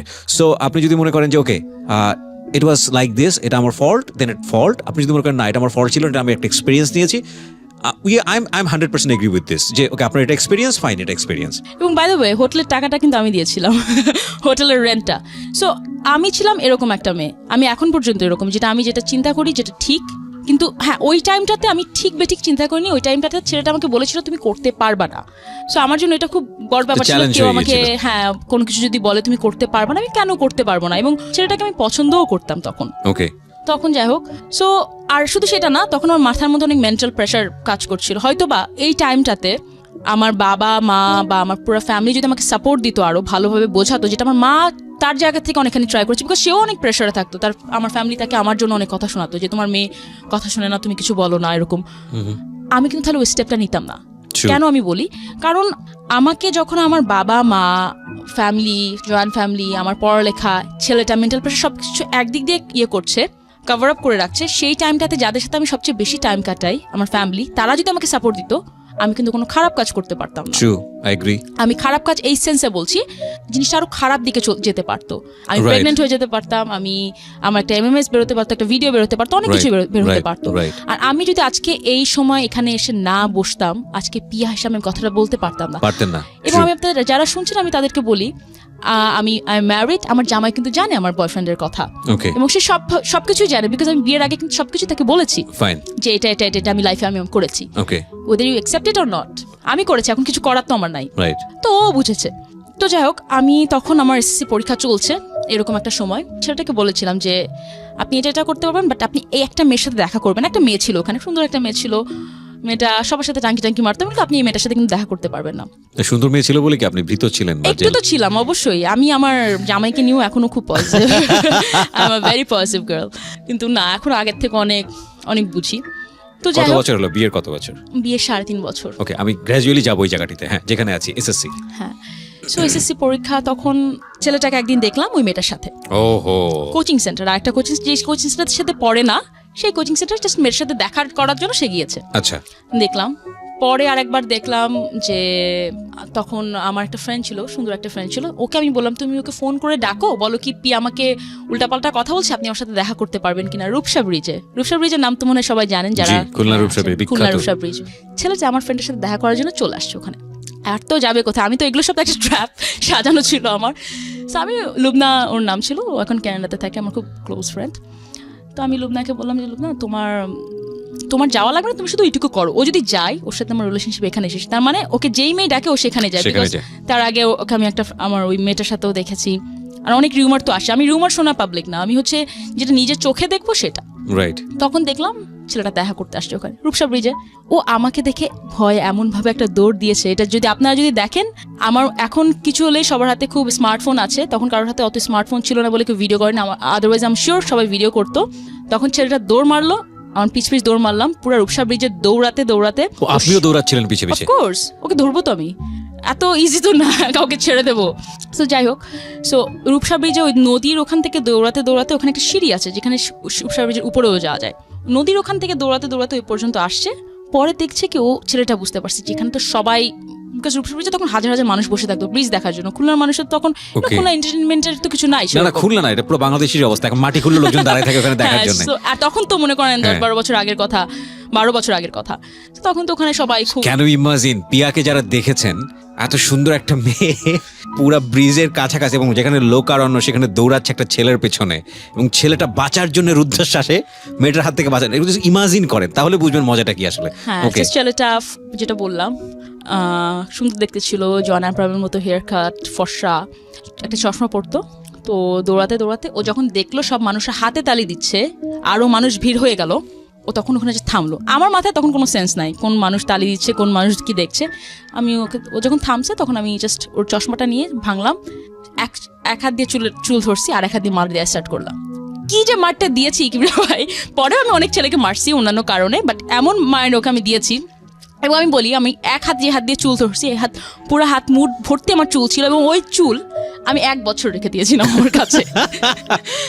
সো আমি যার জন্য করি, অনেক করতে পারি। আমি যদি কাউকে লাভ করি, আমি হোটেল যাওয়া পর্যন্ত আমি গিয়েছি, পয়সাও দিয়েছি নিজের পকেট থেকে পয়সাও দিয়েছি। আবার তাকে মারতে যখন উল্টাপাল্টা দেখছি তখন আমার জায়গা থেকে আমার পার্সোনাল ওপিনিয়ন হচ্ছে she is very honest girl. মানে এটা খুব অল্প সময় ধরে তাকে চিনি, সেই জায়গা থেকে আমার কাছে মনে হচ্ছে she is really really honest hearted. Okay, so আপনি তাকে মারলেন, হ্যাঁ আমরা চাই আপনি আরো কিছুক্ষণ মানে আরো কিছুক্ষণ এই গল্পটা কন্টিনিউ হোক, কি হলো অ্যাটলিস্ট আর কি। তো মারার পরে একটা সময় পুলিশ আসলো, পুলিশ, আমার চাচা ওখানকার কমিশনার ছিল, পুলিশ চলে আসলো মারের ঠেলায়। হ্যাঁ, আর রূপসা ব্রিজে তো মনে করেন পুলিশ থাকবেই, খুবই স্বাভাবিক ব্যাপার। 2-3 জন পুলিশ আসলো, তো আমাকে দেখে চিনেছে, বিকজ আমার চাচা ওখানকার খুব পপুলার ব্যক্তি ছিল, আর আমাদের বাসাও ওখানে ছিল, তো আমাদের কম বেশি চিনতো ওখানকার মানুষজন। ওকে, সো আপনি তখন এসএসসি তে পড়েন? এসএসসি পরীক্ষা দিচ্ছি তখন, বা এসএসসি পরীক্ষা শেষ হয়েছে তখন, কিছু একটা হবে আমার। এইজটা খুব বেশি হলে 15 থেকে 16। এবং প্রিয় শ্রোতা, এখান থেকে আমরা আবারও ফিরবো ছোট্ট একটা বিরতির পর। আপনারা শুনছেন সিক্রেটসে আমাদের আজকের গেস্ট হচ্ছে পিয়া জান্নাতুল, বাংলাদেশের one of the top most popular model, শুধু বাংলাদেশ না, ইন্ডিয়ান সাবকন্টিনেন্টে। পিয়া জান্নাতুলের একটা ছবি, স্টুডিও পিকচার আমাদের ফেসবুকে দেওয়া আছে, আপনারা চাইলে ওখানে চলে আসতে পারেন। ফেসবুকের ঠিকানা www.facebook.com/ILoveDhakaFM। এবং এছাড়াও আরেকটি ফেসবুক আছে যেটা আমার পার্সোনাল, আপনারা যদি চান সেখানে চলে আসতে পারেন। ফেসবুকের ঠিকানা হচ্ছে www.facebook.com/kibria.rj, KEBRIA.RJ, পেজটি হচ্ছে RJ কিবরিয়া নামে আছে। আপনার কোনো পার্সোনাল পেজ আছে? জি, আমার একটা ফ্যান পেজ আছে। So you can announce your page. Police আসলো, পুলিশ আসার পর আমাকে বললো যে আপনি এখানে কি করছেন, আপনি বাসায় যান, বাসায় চলে যান। তো আমি ভদ্রভাবে আমি মাইটটা দিয়ে বাসায় চলে গিয়েছি, চুলগুলো সাথে করে নিয়ে অফকোর্স। সো এইটাই ছিল ছেলেটার সাথে আমার লাস্ট দেখা। এরপরে আমার কয়েকবার রাস্তায় চোখাচোখি হয়েছে, কয়েকবার ফোনে, এগুলো আমি পরে আস্তে আস্তে কথা বলবো। জি, কিন্তু তার আগে একটু বলিনি, আমি মেন্টালি তখন কতখানি প্রেশারে ছিলাম এটা বোঝানোর জন্য আর একটু বলি যে আমি যখন ক্লাস 9-এ পড়ি তখন থেকে তো অ্যাকচুয়ালি শুরু সব কিছুর। আমি যখন স্কুলে যেতাম, আমি যেটা বলেছিলাম যে আমি স্কুল কোচিং সেন্টারে বেশি টাইম থাকা শুরু করলাম, হয় না, এক্সট্রা ক্লাস বা বসে একটু আগে যাই। তখন আমি যখন 9-এ পড়তাম, 10-এর মেয়েরা আমাকে দেখলেই কথা বলতো, কি যেন বলতো, মনে করেন ইফটি সিং যেভাবে করে ওরকম ভাবে কথা বলতো, ওদের ক্লাসের সামনে থেকে আমার যাওয়া লাগতো। 10-এর মেয়েদের মধ্যে ওই মেয়েটাও পড়তো, যে এই মেয়েটাকে আমি বলেছিলাম কোচিং সেন্টারে যে আপনি এর সাথে দেখা করবেন না, এই মেয়েটাও পড়তো। তো ওর ফ্রেন্ডদেরকে দিয়ে, ও নিজে সবসময় কিছু বলতো না, চুপচাপ টাইপের ছিল, তো ওর ফ্রেন্ডদেরকে দিয়ে এইভাবে বলাতো। একদিন এত মেন্টাল প্রেশারে ছিলাম, একদিন দিলাম মায়ের মেয়েগুলোকে, 5-6টা মেয়েকে একসাথে দিলাম মার, ক্লাস 10-এর মেয়েদেরকে মারলাম। আমি একাই যা মারলাম 5-6টা মেয়েকে, আমিও মার খেলাম আর আমি দিলাম মার। 5-6 জনকে একটা মার দেওয়া তো 4টেখানি কথা না। মার দেওয়ার পরে আমার আম্মাকে ডাকলো স্কুলে, হেডমিস্ট্রেস ডাকলো, ফারহানা নাজ আমার মনে আছে। তো ফারহানা নাজ আমাকে বললো যে খুবই ভালো মহিলা, খুব রেসপেক্ট করতাম আমি, খুব ভয়ও পেতাম যেহেতু হেডমিস্ট্রেস, সম্মানও করতাম। বললো কি যে আমি ছেলেদের স্কুলে অনেকদিন প্রিন্সিপাল ছিলাম, ছেলেদের স্কুলে মারামারি হয় জানতাম, বাট মেয়েদের স্কুলে মারামারি হয় এটা আমি প্রথম দেখলাম, তাও এইভাবে মারামারি হয়। তো আমার মনে আছে আমাকে যখন কথা বলেছিল, হয়তো বা তারা শুধু দেখেছিল, ওরা বলেছে তুমি মার দিয়ে স্টার্ট করছো, কেন তুমি মার দিলা, এইটাই। বাট পিছনের নেপথ্যের কাহিনীটা মানে হয়তো বা আমাদের এক্স্যাক্টলি কেউ আনতে চায় না। এটাই হচ্ছে সিক্রেটস এর মূল জায়গাটা। আমরা কিন্তু সবসময়, আমি যদিও আপনাকে অ্যাকিউজ করছি না, তারপর আমাদের অনুষ্ঠানের প্যাটার্নের জন্য বলবো যে এখানে যারা অপরাধ করে এসে কনফেস করেন কিংবা যারা ভুল করে এসে কনফেস করেন, তাদের জায়গাটা হচ্ছে কেন আমি অপরাধী হয়েছি, কেন আমি ভুল করেছি। এবং এইটাকে আমরা এত বেশি এমফ্যাসিস দিতে চাই যে প্রত্যেকটি মানুষই সম্ভাবনাময়, প্রত্যেকটি মানুষের দ্বারাই ভালো কাজ সম্ভব। একটা অপরাধের জন্য তার দিকে আঙ্গুল তুলে কিংবা আরও বেশি অপরাধের জন্য, আরও বেশি ভুলের জন্য তার দিকে আঙ্গুল তুলে তাকে এমনভাবে স্পেসিফাইড করব না যাতে করে তার রেস্ট অফ দ্য লাইফের ভালো করার সম্ভাবনাটা নষ্ট হয়ে যায়। হ্যাঁ সেটাই। তখন হয়তো বা আমাকে টিসিও দিয়ে দিত, শুধু দেয়নি হয়তো বা আমার ফ্যামিলির জন্য মেন্টাল টর্চার তখন থেকে থাকতোই একেবারে সব সময়, খুব বাজে, অনেক আগের থেকে খুব বাজেভাবে বেড়েছিল, যেটার কারণে আমি একটা টাইমে সুইসাইড পর্যন্ত করতে গিয়েছিলাম। মাঝখানে আমাদের একটা মডেল সুইসাইড করলো, তখন আমি নিজে আমার এরকম একটা ছোট করে আমার জীবনের কিছু কথা লিখেছিলাম যে আমিও একবার সুইসাইড করতে গিয়েছিলাম। তো তখন দেখলাম ফেসবুকে লিখেছিলাম, তখন দেখলাম কি বেশ কিছু নিউজ পেপার পিয়াও সুইসাইড করতে গিয়েছিল, হ্যান ত্যান দিয়ে একটু। আজকেও বেরোবে, আমরা যখন বিরতিতে ছিলাম তখনও ভাবছিলাম যে আজকে যেসব কন্টেন্ট পাচ্ছে তাতে মোটামুটি 4-5 দিন চলতে পারবে এসব নিয়ে। Okay, so we are giving you the content যারা লিখতে চান অনলাইনে। এবং এরপরেও যদি আপনারা চান, বই মেলাতে বই আসছে যেখানে পিয়ার ওপর একটা স্পেশাল এপিসোড থাকবে, সো আপনারা ওখান থেকেও পেয়ে যাবেন।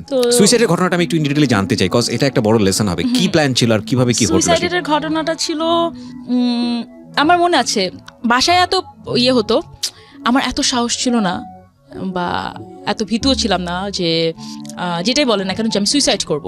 কিন্তু তখন একটা ব্লেড কিনে আমি হাত কেটে লিখতাম পদার্থ, ফিজিক্স, আমার মনে আছে। আমার পুরো, আমি হয়তো বা এখনো হাত দেখবেন আমার হাতে এখনো বেশ কিছু দাগ আছে।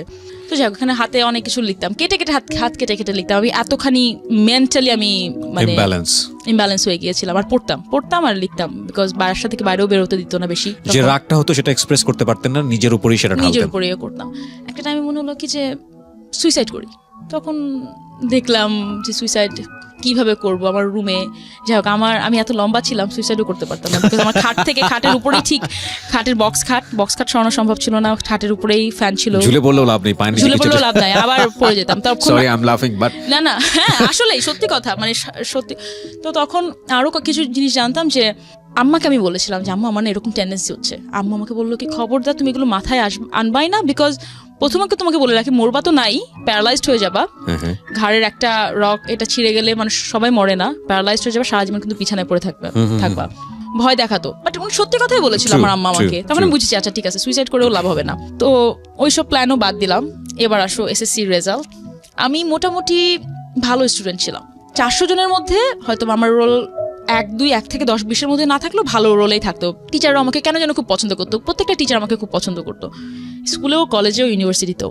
তো পড়তাম, আমি এই কারণে কথাগুলো বলছি, আমি অন্যান্য কারিকুলাম অ্যাক্টিভিটিসেও ছিলাম, পড়াশোনাও করতাম, সায়েন্স নিয়েও পড়তাম। এসএসসি পরীক্ষায় দেখলাম আমার গ্রেড আসছে F, ফেল। আমি জানি না এটা আপনাদের জন্য কতখানি মূল্যায়ন করবেন, বাট একটা মেয়ে যাকে বাসা থেকে মানসিক টর্চার করা হতো, বলতো কি যে না তুমি কিছুই লাইফে করতে পারবা না, ছেলেদের সাথে ঘুরে বেড়াও। যার আরও 2টা কাজিন পরীক্ষা দিল, একই কাজিন যারা A+, A বা এরকম কিছু পাচ্ছে, সে F পেল, সবচেয়ে মোটামুটি ব্রিলিয়ান্ট স্টুডেন্ট হয়েও। তখন ওই ফ্যামিলিতে কিরকম হয় একটা মফস্বলের, এবং রাইট নাও আমরা পার্সোনাল লাইফেও একটা বড় ধরনের ডিজাস্টার চলে গেছে, পার্সোনাল লাইফেও খুব বড় একটা ডিজাস্টার চলছিল। আর এই কথাটাও বলি যে ক্লাস 10-এর একটা মেয়ে যখন ফার্স্ট লাইফে সেক্স করবে, সেটা কিন্তু তার কখনো প্লেজার হিসেবে আসবে না, সেটা কিন্তু তার জন্য একটা ডিজাস্টার হিসেবেই আসবে লাইফে। সেটা যেভাবে সম্মতিতে করা হলেও অনেক কিছু ডিজাস্টার, সবকিছু মিলে I was very nervous, scared and all. যখন F আসলো, সেদিন আমি আর একদিন ট্রাই করলাম সুইসাইড করার। তো করার পরে আমি কিছুক্ষণ দরজা আটকানোর পরে আমার আম্মা দরজা এত ধাক্কানো স্টার্ট করলো ভেঙে ফেলবে। আমার আবার সরে আসা লাগলো, যে আম্মা বুঝতে পারছিল যে কিছু একটা করবো আমি। আম্মু আমাকে নিয়ে বসেছিল সারাক্ষণ। স্বাভাবিকভাবে টর্চার আরও বাড়তে থাকলো সব দিক থেকে, এই দিক থেকে ওই দিক থেকে। আমার মা অনেক কষ্ট করেছে। তখন আমার আসছিল হচ্ছে কেমিস্ট্রিতে এফ আসলো। আমার আম্মু যশোর বোর্ডের পর্যন্ত গিয়েছে, যশোর খুলনাতে বাসা হয়ে বিভিন্ন স্কুলে গিয়েছে যে কেন ওর এফ আসলো, খাতা চেক করার জন্য। ইউনো সামথিং, এটা হয়তো বা 1 লাখ বা 1 কোটির একটা হতে পারে, আমার খাতা খুঁজে পাওয়া যায়নি। যশোর বোর্ডের যে ভাইস চ্যান্সেলর ছিল আমার আম্মাকে বললো যে দেখেন, আমাদের এটা কখনোই আমরা গভর্নমেন্ট থেকে স্বীকার করবো না, আমাদের খাতা হারাই গেছে, আপনার মেয়েকে চোখ কান মুখ বন্ধ করে আবার পরীক্ষা দিতে বলেন। আমরা এটা স্বীকার, মানে এখান থেকে কখনো স্বীকার করলে বিকজ তাহলে ওদের জেল হয়ে যাবে, নাহলে যে একটা শিক্ষার্থীর খাতা হারাই গেছে। ফার্স্ট টাইম আপনি এটা পাবলিকলি ওপেন করতেছেন, মানে এই ঘটনাটা? ইয়া, অফ কোর্স, অনেক কিছু first time. Fine, that's why we love secrets, we love this program, এবং উই লাভ পিয়া জান্নাতুল। ও আমি জানি না 12 ইয়ার্স লাইফে অনেক সেলিব্রিটির সাথে মিশেছি, ওনার সঙ্গে যারা মিশেছেন তারা হয়তো বলতে পারবেন she is really very simple man, মানে অ্যাটিটিউডের দিক থেকে।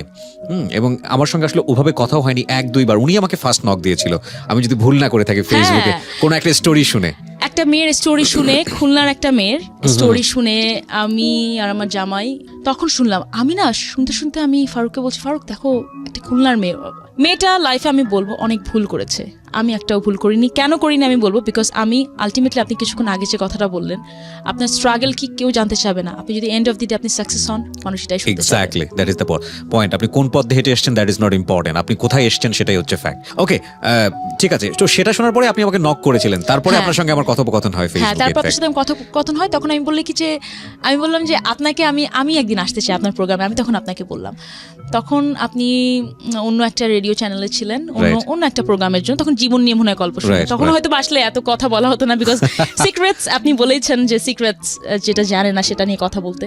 তা আমিও আসলাম যে না, যখন আসবোই সেইভাবেই আসি যে রাইট। এবং এই অনুষ্ঠানে না সাধারণত যারা সেলিব্রিটি তো ওটা তো অনেক পরের ব্যাপার। যারা সাধারণত আমরা যারা মিডল ক্লাস আছি বা আপার মিডল ক্লাস আছি, তারা কিন্তু সম্মানটাকে অন্যভাবে ডিফাইন করি অলওয়েজ, যে আমার সব চলে যাক, ঘরে আমার 2 বেলা ভাত রান্না না হোক, সম্মান আমি হারাতে চাই না। সো আমাদের এই সোসাইটিতে সম্মানটাকে ডিফাইন করা হয়েছে এমনভাবে যে তোমার নিচে বা তোমার পিছনে যদি কাপড় নাও থাকে নো প্রবলেম, সামনে কিন্তু থাকতে হবে। তো যে কারণে মানুষ এই অনুষ্ঠানগুলোতে আসতে অনেক বেশি ভয় পায়। আমি এই জন্যই বলছিলাম যে পিয়া জান্নাতুল অনেক বেশি মানে অনেস্ট হার্টেড একটা মেয়ে। বাই দ্য ওয়ে, আমরা যে জায়গায় ছিলাম, খাতা হারিয়ে গেল, তো খাতা যখন এখানে হারিয়ে যায়, সেখান থেকে কিছু করার নাই। তখন স্কুলে যেতে খুব খারাপ লাগতো, সব জুনিয়রদের সাথে ক্লাস করা লাগবে, এগুলো খুব খারাপ লাগতো তখন। তারপরে করার পর একটা টিচারের কাছে পড়লাম কেমিস্ট্রিতে, না I got A+, what ever, A+ পেলাম পরের বার। এতদিন এই যে A+ যে পেলাম, A+-এর আগে অনেক কাহিনী হয়ে গিয়েছে। একদিন আমার মনে আছে, এত খারাপ অবস্থা, আমার আব্বু আমার সাথে এত মিসবিহেভ করতেছিল, খুবই বাজেভাবে কথা বলা, এবং সে আমার আম্মাকে কিছু একটা ছুঁড়ে মারতে যাচ্ছিল, এরকম আমার মনে আছে। আমি আমার ফ্যামিলিতে এরকম কখনো কিছু দেখিনি যে আমার আব্বা আম্মা ঝগড়া করে বা কেউ কারোর গায়ে হাত তুলবে, এটা এরকম কিছু আমি কখনো দেখিনি। আমাকে নিয়ে যে কেন আমার আম্মা আমাকে সাপোর্ট দিচ্ছে, কেন সে আমাকে বুঝাচ্ছে, কেন আমার সাথে সে মিসবিহেভ করছে না, এই কারণে আব্বু রেগে যাচ্ছিল। তো তখন আম্মাকে কিছু একটা প্লেট ছুঁড়ে মারলো, খাবার ভালো হয়নি, রান্না ভালো হয়নি। যখন মারলো তখন সাথে সাথে আমাকে তো গালিগালাজ স্টার্ট করলোই। আমিও কি যেন একটা ছুঁড়ে মারলাম আব্বার গায়ে। আব্বুর গায়ে লাগেনি, বাট যাই হোক। বিকজ দেখেন, আপনি 15, 16, 17 বছরের একটা মেয়ে হয়ে বা ছেলে যেটাই হন না কেন, আপনাকে যতক্ষণ আঘাত করা হবে, একটা টাইমে কিন্তু আপনার মুখ খুলবে, আপনি যে হন না কেন। আনলেস অর আনটিল আপনাকে ওইভাবেই মানুষ করা হয়েছে যে আপনি কখনোই মুখে কিছু বলতে পারবেন না, স্বাধীন চেতা না।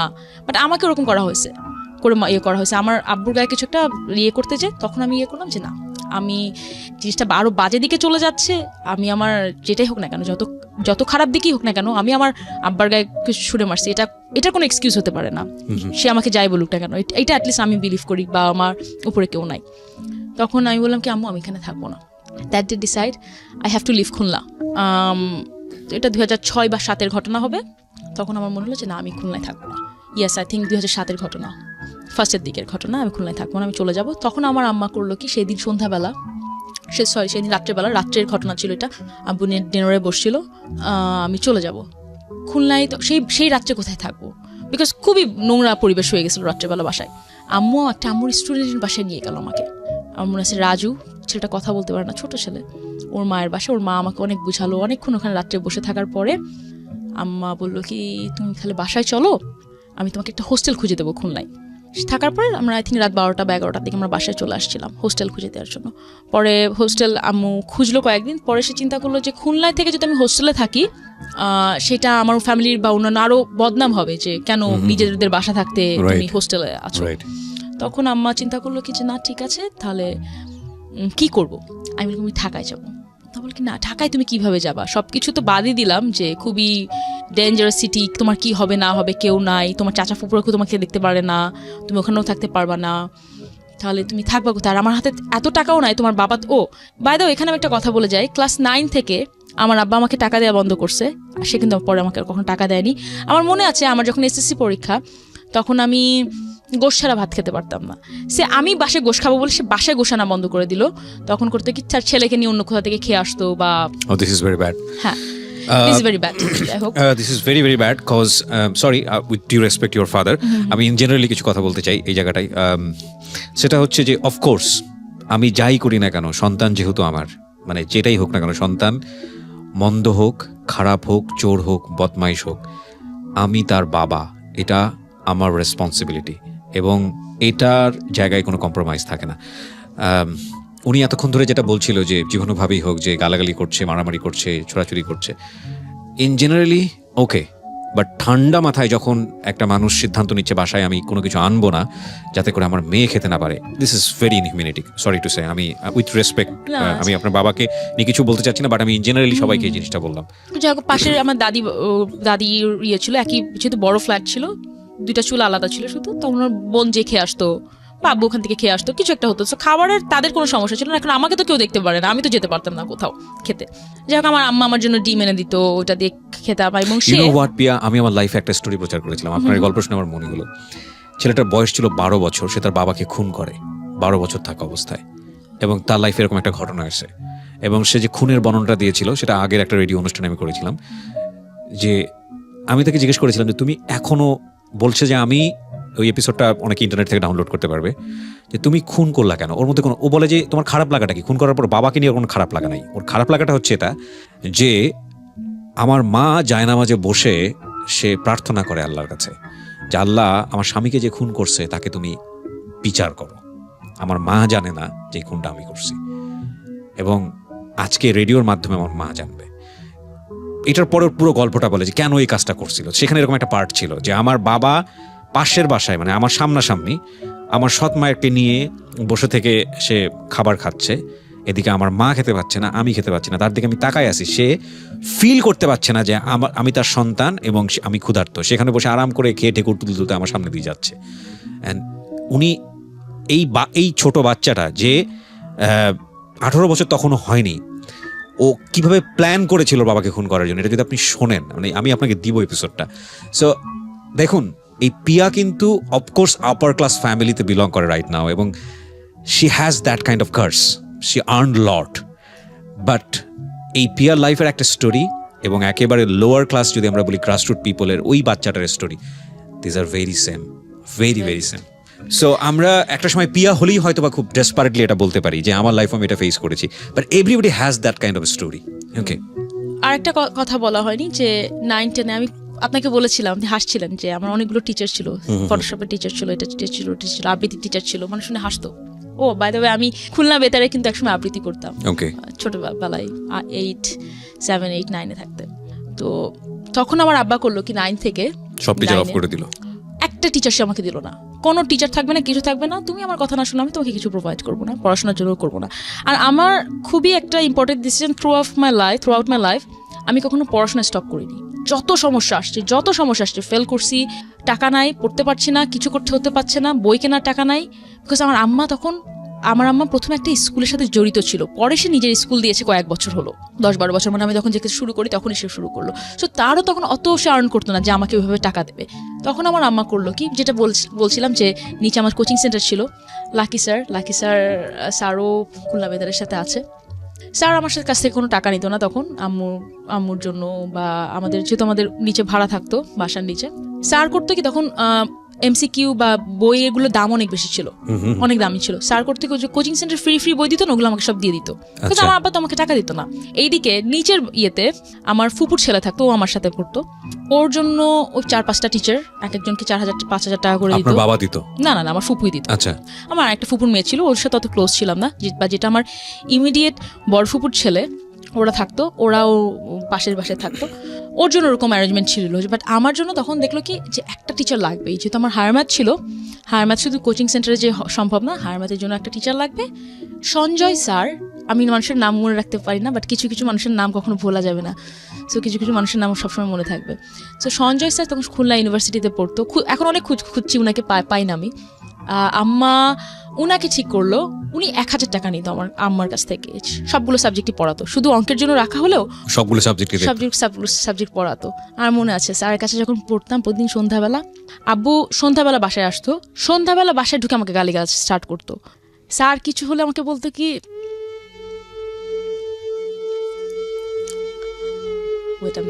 ওকে, no problem, take your time.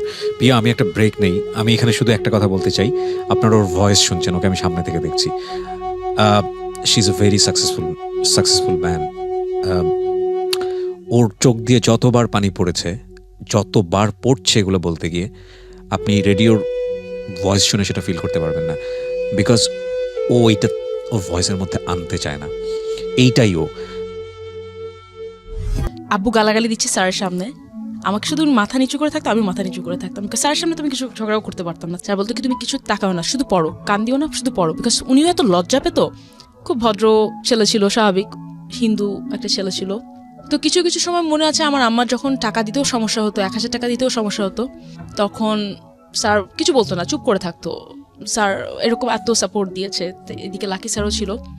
তো আমার জন্য তখন, আমি যখন এসএসসি পরীক্ষার রেজাল্ট খারাপ হয়, আমার জন্য তখন আমার নিজের থেকে আমার মায়ের জন্য খুব খারাপ লাগছে, বা ওই স্যারের জন্য খুব খারাপ লাগছে, যারা আমার জন্য এত কিছু করলো তাদেরকে আমি কিছু রিটার্ন করতে পারলাম না। এটা শুধুমাত্রই আমার রিলেশনশিপের কারণে, আমার একটা বয়ফ্রেন্ড ছিল, আমি কিন্তু পড়েছি, আমি বলতে চাই আমি অনেক পড়েছি, পড়তে হতো, বিকজ আমি লুজার হয়ে থাকতে চাই না। আমি জানি আমি যদি সাকসেসফুল না হই, এই মানুষগুলো আরো মজা পেয়ে যাবে। আমি যদি আজকে ভালো রেজাল্ট করি, এই মানুষগুলোর মুখ থেমে যাবে। কিন্তু আমি জানি না, এটাকে অনেক হয়তো বা লাখে বিশ্বাস করে না, অনেক হয়তো বা বলবেন যে না কিছু কিছু লাখ বলে কিছু নাই, কিন্তু সব কিছুই পরিশ্রম, কিন্তু আমি বিশ্বাস করি লাখ বলে কিছু আছে। এটা একেবারেই আমার জীবন থেকে বলছি, নাহলে এত পড়ার পরেও এরকম ভাগ্য খারাপ করার হতে পারে না। ফাইন, পরীক্ষা তো পরবর্তীতে দিলেন এবং রেজাল্টও চলে আসলো, কিন্তু আপনি একটা সময় সিদ্ধান্ত নিলেন কোনো একটা কারণে বাবাকে এটার কারণে বাসাটা ছেড়ে দেবেন বা অন্য কোথাও থাকবেন। দ্যাট মোমেন্টে আপনি জায়গা খুঁজছেন আসলে কোথায় থাকবেন। হ্যাঁ, তখন জায়গা খুঁজছি। হ্যাঁ, আমি একটা জায়গায় একটু খেয়ে হারিয়ে ফেলেছিলাম, সেটা হচ্ছে আমি মনে করতে পারছিলাম না ছেলেটার সাথে আমার কবে ব্রেকআপ হলো হচ্ছে আমার যখন প্রথমবার রেজাল্ট দেয়, যখন এফ পেলাম, তখন ও আমার ফোন ধরে না, ও তো ভয় থাকলো যে আল্লাহ কি হবে, ও তো আমার জন্যই মনে হয় ফেল করছে, এটা তো এখন আমার উপর ঝাড়বে, বা যাই হোক ফেল করছে না, ফ্রেন্ডদের মধ্যে ফেল করছে, জাস্ট আমার 1 বছরের বড় ছিল, সো ও খুব লজ্জা পাতো, তুই ফেল করছো এটা। ও আমার কিছুদিন ফোন তুললো না, কিছুদিন, বেশি এটা যে বড় রিজন তা না। তারপরের ঘটনা ছিল রূপসা ব্রিজ, এটার পরের ঘটনা। No problem. সো রূপসা ব্রিজের ছেলেটার কাছ থেকে যখন ওরকম খুব একটা ধাক্কা খেলাম, পাশাপাশি একটা রিজন তো ছিল আমার ভাই, আর এই ছেলেটার কারণে, দুইটা মিশে কম্বিনেশন, যে আমার ফ্যামিলির কাছ থেকে আমি এত কথা শুনছি, আর এই ছেলেটা এসে আমার সাথে এরকম উল্টাপাল্টা ডিচ করলো, আর এদিকে ফ্যামিলির তো সমস্যা আছেই। তখন আমি ঢাকায় চলে আসি। ঢাকায় প্রথমে আসি আমার ফুপুর কাছে 1 মাসের জন্য, আমার কাজিনের সাথে খুব ঘোরাঘুরি করার পরে একটা টাইমে তোমার ব্যাক করতেই হবে খুলনায়, কিছু করার নাই। তখন আমি আম্মুকে খুলনায় আসলাম, আম্মুকে আমি বললাম যে আম্মু আমি ঢাকায় যাবো, আমি একবার থাকবো। বলকি না, ঢাকায় আমি তোমাকে রাখবো কিভাবে কি করবো? আমি পারবো আম্মা, আমি হয়তো বা পড়াশোনা করাবো, টিউশনি করবো, বা ছোট বাচ্চাদের পড়াবো, আমি কোনো না কোনোভাবে আমি করে নিতে পারবো, অসুবিধা হবে না। তো একটা টাইমে তখন হাই5 ছিল, ফেসবুকের আগে খুব পপুলার ছিল এটা, রাইট? হাই5 ছিল। সো বুঝতেই পারছেন যে আমার বাবা যখন আমার পড়াশোনার টাকা দেবে না, অবশ্যই সে আমার ইন্টারনেটেরও টাকা দেবে না। মাঝে মাঝে আমি 100-200 টাকা জোগাড় করতে পারলে হয়তো, বা এখন 100-200 টাকা কার্ড কিনতে পাওয়া যেত, বেশিক্ষণ চলতো না, ওইটা কিনতাম, কিংবা সাইবার ক্যাফেতে যেতাম, কিছু একটা করতাম। তো সাইবার ক্যাফেতে বা কিছু একটা করে হাই5-এ কথা বলতাম। তো আমাদের একটা ফটোগ্রাফার ছিল, আমি জানি না আপনি জানেন কিনা, ফটোগ্রাফার তখনও হিট। তো আমাকে বললো কি যে তোমার হাইট কত? So I was 5'8". Okay, right now 5'10". তখন 5 ফিট 8 ইঞ্চি ছিলাম, অনেক লম্বা ছিলাম ওই হিসাবে খুলনার অফ মধ্যে। কোর্স। তো তখন মনে আছে আপনাদের যারা লিসেনার মনে আছে কিনা জানি না, ASL 8 সেক্স লোকেশন, তখন আমরা বলতাম ASL হাই ফাই। ASL কত মানে ইয়াহু মেসেঞ্জারও তো ফার্স্ট হাই বলার পরেই বলা হতো ASL এক্স্যাক্টলি। দেখবেন কি ফটোগ্রাফার বা মিডিয়া ইন্ডাস্ট্রি এরা হাই জিজ্ঞাসা করে 5'8", বলে কি তুমি কি হিল পরে না হিল ছাড়া চাওয়াবাজি করছো, এরকম অনেক কথা বলছো। না আমি তো এরকমই। তখন আমাকে বললো তাহলে তুমি ঢাকায় আসো, ঢাকায় এসে তুমি মডেলিং করো। আমি বললাম কি যে না, আমার যে ফ্যামিলি একটা ফতুয়া পড়লে তাকায় থাকে, মডেলিং করবো মানে। ও আমার গানের টিচারও ছিল, গান আমাকে বন্ধ করে দিতে হলো যে গান তো বেশি দিন গেতেও পারবো না, পরীক্ষাও, আবার মুসলমান ধর্মে গান গাওয়া উচিত না, এইগুলো আমার গানটা বন্ধ করে দিল তখন। যেই ফ্যামিলি এরকম ফ্যামিলি থেকে আমি আজকে ভোগের মডেল, সো হোয়াট এভার। তো সে আমাকে যখন বললো তখন বললাম যে না দেখেন এটা তো কোনোভাবে সম্ভব না, আমাকে দেবে না, করতে দেবেই না, আমাকে মেরেই ফেলবে, মানে দে উইল মেক শিওর যে। তখন বললো কি যে না তাহলে আমি আসি খুলনায়। আপনি আসবেন আমার জন্য খুলনা পর্যন্ত আসবেন? হ্যাঁ আসি, সমস্যা কি। তো আসলো, একটা আমার একটা ফ্রেন্ডকে নিয়ে আসলো, এসে আমার মার সাথে কথা বললো, বাবা পর্যন্ত যাওয়ার সাহসই নাই। আম্মাকে কোনো মতে কনভিন্স করলো যে ঢাকায় যাব, ঢাকায় যে মনে হয় বয়স কম ছিল, ভাবছে কি ইয়াং একটা মেয়ে দেখে আসি, নাহলে কোনো কাউকে মডেল বানানোর জন্য তো আর কেউ আসবে না, এটা তো খুবই লজিকের কথা। তো আম্মাকে আমাকে দেখে খুব ইমপ্রেস যে লম্বা একটা মেয়ে আছে, খুবই ছোট একটা মেয়ে, কিছু একটা করতে পারবে। তো আমাকে বললো আপনারা ঢাকায় আসেন। আমি তো খুব ভয় ছিলাম যে কত টাকা নেবে ফটোশুট করতে, এটা করতে। টিভিসি খুব হিট ছিল তখনকার, মোনালিসা, বাঙালিং, তখন এগুলো খুব হিট ছিল। তো তখন একটা টাইম আম্মাকে নিয়ে গেলাম আমি ঢাকায়। আম্মাও কিন্তু আমার আম্মা কিন্তু এরকম না, বিভিন্ন পরিস্থিতির সম্মুখীন পড়ে তাকেও একটা ডিসিশন নিতে তারও নিজেকে বাধ্য করা লাগছিল যে আচ্ছা ঢাকায় নিয়ে যায়। আমার কাছ থেকে কোনো টাকা নেয়নি, we are so grateful, because আমাকে টাকা দেওয়ার মতো ফটোশুটের জন্য আমারও এত অবস্থা ছিল না, বা আম্মাকে আমি খুব বুঝিয়ে টুঝিয়ে কিছু টাকা নিয়ে গেছিলাম, আম্মা কিছু একটা দিও তুমি। আচ্ছা আচ্ছা, কোথায় শুট করলেন ফার্স্ট শুটটা মনে আছে? কত সালে? বনানী, এখন যেখানে 12 নম্বর রোড বনানীতে, ওখানে একটা স্টুডিও ছিল অপূর্ব। So another life started. আমার ভাইকে নিয়ে গিয়েছিল, আমাদের 3 জনের একটা ছবি এখনো আমার কাছে আছে, আমার বাসায় ঝোলানো আছে, প্রথম শুট। আমার মনে আছে আমাকে যখন বললো যে আমার একটা ড্রেস ছিল, তো একটা স্লিভলেস ড্রেস, তার উপর একটা কোটি পরা লাগে। স্লিভলেস তো পরতামই না, ভয় লাগতো অনেক। তো যখন আমাকে বললো কি যে তুমি কোটিটা ছাড়া পরো, আমি তো বললাম কে লোক এটা নিশ্চয়ই মতলব খারাপ, আমাকে স্লিভলেস ড্রেস পরতে বলছে, মতলব অবশ্যই খারাপ। কিন্তু কাউকে কিছু একটা কথা বলবো সেটাও বলতে পারছি না, কাকে কি বলবো। তুললাম ছবি স্লিভলেস পরে চড়ে, জাস্ট শার্ট প্যান্টেরও খুব একটা ছবি ছিল না, বিকজ আমার শার্ট প্যান্ট তখন সেরকম খুব একটা ছিল না, ফতুয়া ছিল, ওগুলো দিয়ে বল কি না ফতুয়া পরার থেকে তুমি এই কামিজ বা এই শাড়িগুলো পরেই তোলো, তোমাকে এগুলোতেই ভালো লাগলো, এইগুলো ড্রেসগুলো পরার থেকে। তখন একটা মেকআপ আর্টিস্ট ছিল, নাম আমার মনে নাই। আমি বুঝতেছি লোকটা মেকআপ দিচ্ছে, এখানে গায়ে হাত দিচ্ছে, এখানে গায়ে হাত দিচ্ছে, একটু গলায় হাত দিচ্ছে, মানে প্রয়োজন ছাড়া। এগুলো আমি এই কারণেই বলছি, আজকে যদি আপনার লিসেনার যদি শুনে থাকেন, এগুলো খুঁটিনাটি বিষয়গুলা, এগুলো ওভারকাম করেও যে অনেক জায়গায় আসা যায়। আমি একটা বই পড়ি, 7 effective thing of successful people, 7 cover, ওখানে দেয়া আছে যে কোনো কিছুকে ওইটাকে আপনি সেন্টার, আপনি যদি ধরেন এইটাকেই সেন্টার, এই লোকটা আমার একটু গলায় হাত দিছে, আমি আজকে মিডিয়ায় খারাপ পুরা, তাহলে কিন্তু আপনি ওখানে হেরে গেলেন। You lose yourself. আপনার ওইটা থেকে ওভারকাম করে আপনার আরো বড় কিছু অ্যাচিভ করতে হবে। হয়তো আমার তখন সাহস ছিল, এই কারণে আমার ব্যাক করার কোনো ওয়ে ছিল না। আমি জানি ওখানে আরো খারাপ অবস্থা হবে আমার যদি খুলনার দিকে। আমার আম্মা আমাকে লাইফে একবারই ছেলে দেখতে আসছিল ক্লাস 10-এ পড়ার সময়, বিকজ আম্মা এটাও ট্রাই করছে মেয়েকে যদি বিয়ে দিয়ে দেওয়া যায়, কেন ওর বাসায় এত সমস্যা হচ্ছে। তো ছেলে কি হয়েছে পরবর্তীতে? দোয়া পড়তে বাড়ি থেকে না ছেলে 2টা বোন আসছিল আমাকে দেখতে, খুলনার সেফ অ্যান্ড সেফ একটা জায়গা আছে ফুড কোর্টে, আমার বড় বোনের নাম কি, আমার নাম পিয়া, সো ওরা 2 বোন পিয়া আসছে দেখতে। ছেলে অস্ট্রেলিয়ায় থাকে, তখন তো খুব হিট ছিল যে ছেলে বিদেশি মানেই বেস্ট জামাই, এখনো আছে তাই না? আচ্ছা, তো যখন আমাকে বললো, তো যাই হোক ছেলেটার নাম্বার আমাকে দিয়েছিল, বলে কি আমাকে ওর বোনরা এসে বললো, ছেলেটাও আসছিল, তখন ছেলেটা আমাকে ফোন নাম্বার দিল, কথা বললো, আমাকে ফোন দিয়েছিল। তো আমি বললাম কি দেখেন আমার বয়ফ্রেন্ড আছে, ডোন্ট কল মি এগেন। তখন আমার তো বয়ফ্রেন্ড ছিল ওই ছেলেটা, তো ওকে আমি বলে দিয়েছি, ওরা আর আমার দিকে আর ঘুরেই তাকায়নি আর কখনো। আর তো এরকম বেশ কিছু, মানে আমার আম্মা মোটামুটি সব ট্রাই করা শেষ। সো আপনি গল্পটা বলছিলেন এই কারণেই যে এই ছোট একটা ঘটনাকে কেন্দ্র করে ঠিক আছে আমি করবো না মডেলিং, বাসায় ফিরে যাবো, সেই রাস্তাটা ছিল না। হ্যাঁ, যে ওইটাও ছিল না আমার। যাই হোক, অপূর্ব যখন ফটোশুট করার পরে ইন দ্য মিন টাইম আমি চেষ্টা করছিলাম, যখন রেজাল্ট দেয়নি কিন্তু আমার Okay. সেকেন্ড পরীক্ষার রেজাল্ট দেয়নি রাইট আমাকে, এক বছর পরে যেটা দিলেন এক এসএসসি বছর পরে কখনো রেজাল্ট দেয়নি। তারপরও চেষ্টা করছিলাম যে ঢাকায় যদি পাশ করে যায় ঢাকায় কোন কলেজে পড়বো না পড়বো চেষ্টা করার জন্য। ছবি তুলো করলো কি তখন লাক্সে আমার না ছবি দিল, আর সবাই কিন্তু জানেন আমি লাক্সে একটা টাইমে ছিলাম, লাক্সে ছবি দিল।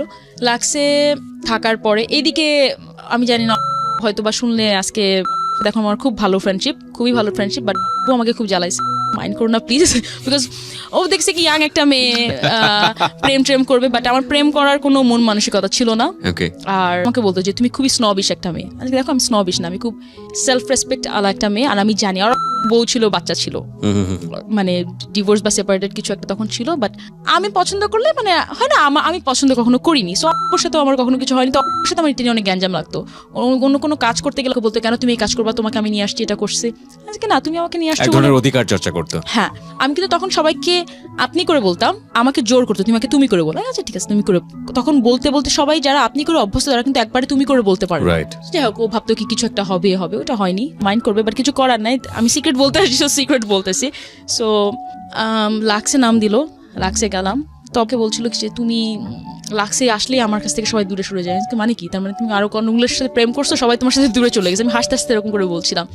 ইন দ্য মিন ওয়াইল আমার কিন্তু আমার বয়ফ্রেন্ডের সাথে আমার ব্রেকআপ হয়ে গেছে, বিকজ ও আমাকে ফোন করে করে আমি সুইসাইড করবো, করেন সুইসাইড করেন সমস্যা নাই, করলে আমাকে বলেন যে সুইসাইড করছেন করেন, আমাকে এরকম অনেক ভয়টায় দেখাতো। বাট আমার একটা খুব ভালো জিনিস আমি বলবো, আমি যেখান থেকে মুখ ফিরে আসছি আমি সেটা কখনো আমি একেবারে তাকাই না, কথা বলি প্রত্যেকের সাথে কথা বলি, আমাদের খুব বড় জয়েন্ট ফ্যামিলি, অনেক বড়, কেউ আমার সাথে কথা বলতো না, যারা বিদেশে থাকতো তারা তো কথা বলতোই না। তো এখন সবার সাথে সেলফি দিই, সবাই বিদেশ থেকে আসে, আমিও বিদেশে যাই, সবার সাথে কথা বলি, বাট ওইটা আগের মতো নাই, বিকজ আমার ভিতরে আমি জানি না কি ভাই আপনি আজকে কি মনে হচ্ছে, আমি আপনাকে সবই বলছি যে অপরাধ করেছি কিনা, আমার মনে হয় আমি কোনো অপরাধ করিনি এখন পর্যন্ত, যতক্ষণ আপনাকে স্টেপগুলো বললাম আমি, বিকজ আমার মনে হয়েছে ওই পরিস্থিতিতে আমি একটা ছেলেকে পছন্দ করতেই পারি, একটা সম্পর্ক হতেই পারে একটা মানুষের সাথে, তাই না? আমি যদি আজকে বলি আমি যদি ওর সাথে সম্পর্ক করতাম যার বউ বাচ্চা আছে, সেটা অন্যায় আমি বলবো, কারণ আমি একটা ফ্যামিলি নষ্ট করে করছি, একটা ইয়াং ছেলে আমার থেকে 1 বছরের বড় তার সাথে প্রেম করে আমি কোনো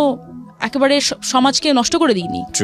তো ওখান থেকে এসে আমি কলেজে ভর্তি হলাম, বাই দ্য ওয়ে আমার রেজাল্ট দিল, A+ পেলাম, যেটা বললাম, ভর্তি হলাম মাইলস্টোন কলেজে ভর্তি হলাম, আরেক স্ট্রাগল শুরু হলো, এত টাকা কোত্থেকে আসবে, বিকজ মাইলস্টোন প্রিটি এক্সপেন্সিভ, কোথায় ভর্তি হব, কোথায় কি করব না করব, কলেজের হোস্টেলের ব্যাপার অনেক কিছু আছে, কোথায় থাকবো, চাচা ফুফুদের সাথে থাকা যাবে না। ও আচ্ছা, যখন আমি মিনওয়াইল আমার কিন্তু মডেলিংও চলছে, আচ্ছা টুকটাক করে আমি যখন রুমিং এর জন্য মাঝে মাঝে যেতাম, আমার ছোট চাচা হচ্ছে আর্মিতে ব্রিগেডিয়ার জেনারেল, সে চলে আসছে তখন স্টুডিওতে, আমাকে ওখান থেকে নিয়ে খুলনায় পাঠিয়ে দেবে, সে এক গেট দিয়ে ঢুকছে, আমি পেছনের গেট দিয়ে বের হয়ে গেছি যে না আমি তো যাবো না।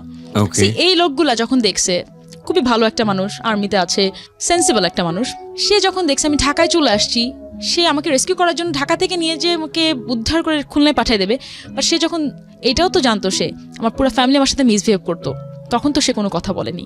আমি এইটাই বোঝানোর চেষ্টা করছি, একটা মানুষকে, যেটা আমার হেডমিস্ট্রেসের বেলায় আমি বলছিলাম, যে একটা মানুষকে যখন কোন জায়গা থেকে উদ্ধার করা হবে সেটা না করে আপাত দৃষ্টিতে যেটা আমরা নোংরা মনে করি, খারাপ মনে করি, মডেলিং করলেই মেয়ে খারাপ হয়ে যাবে, ইনস্ট্যান্টলি ডিসিশন আপনি নিয়ে নিলেন।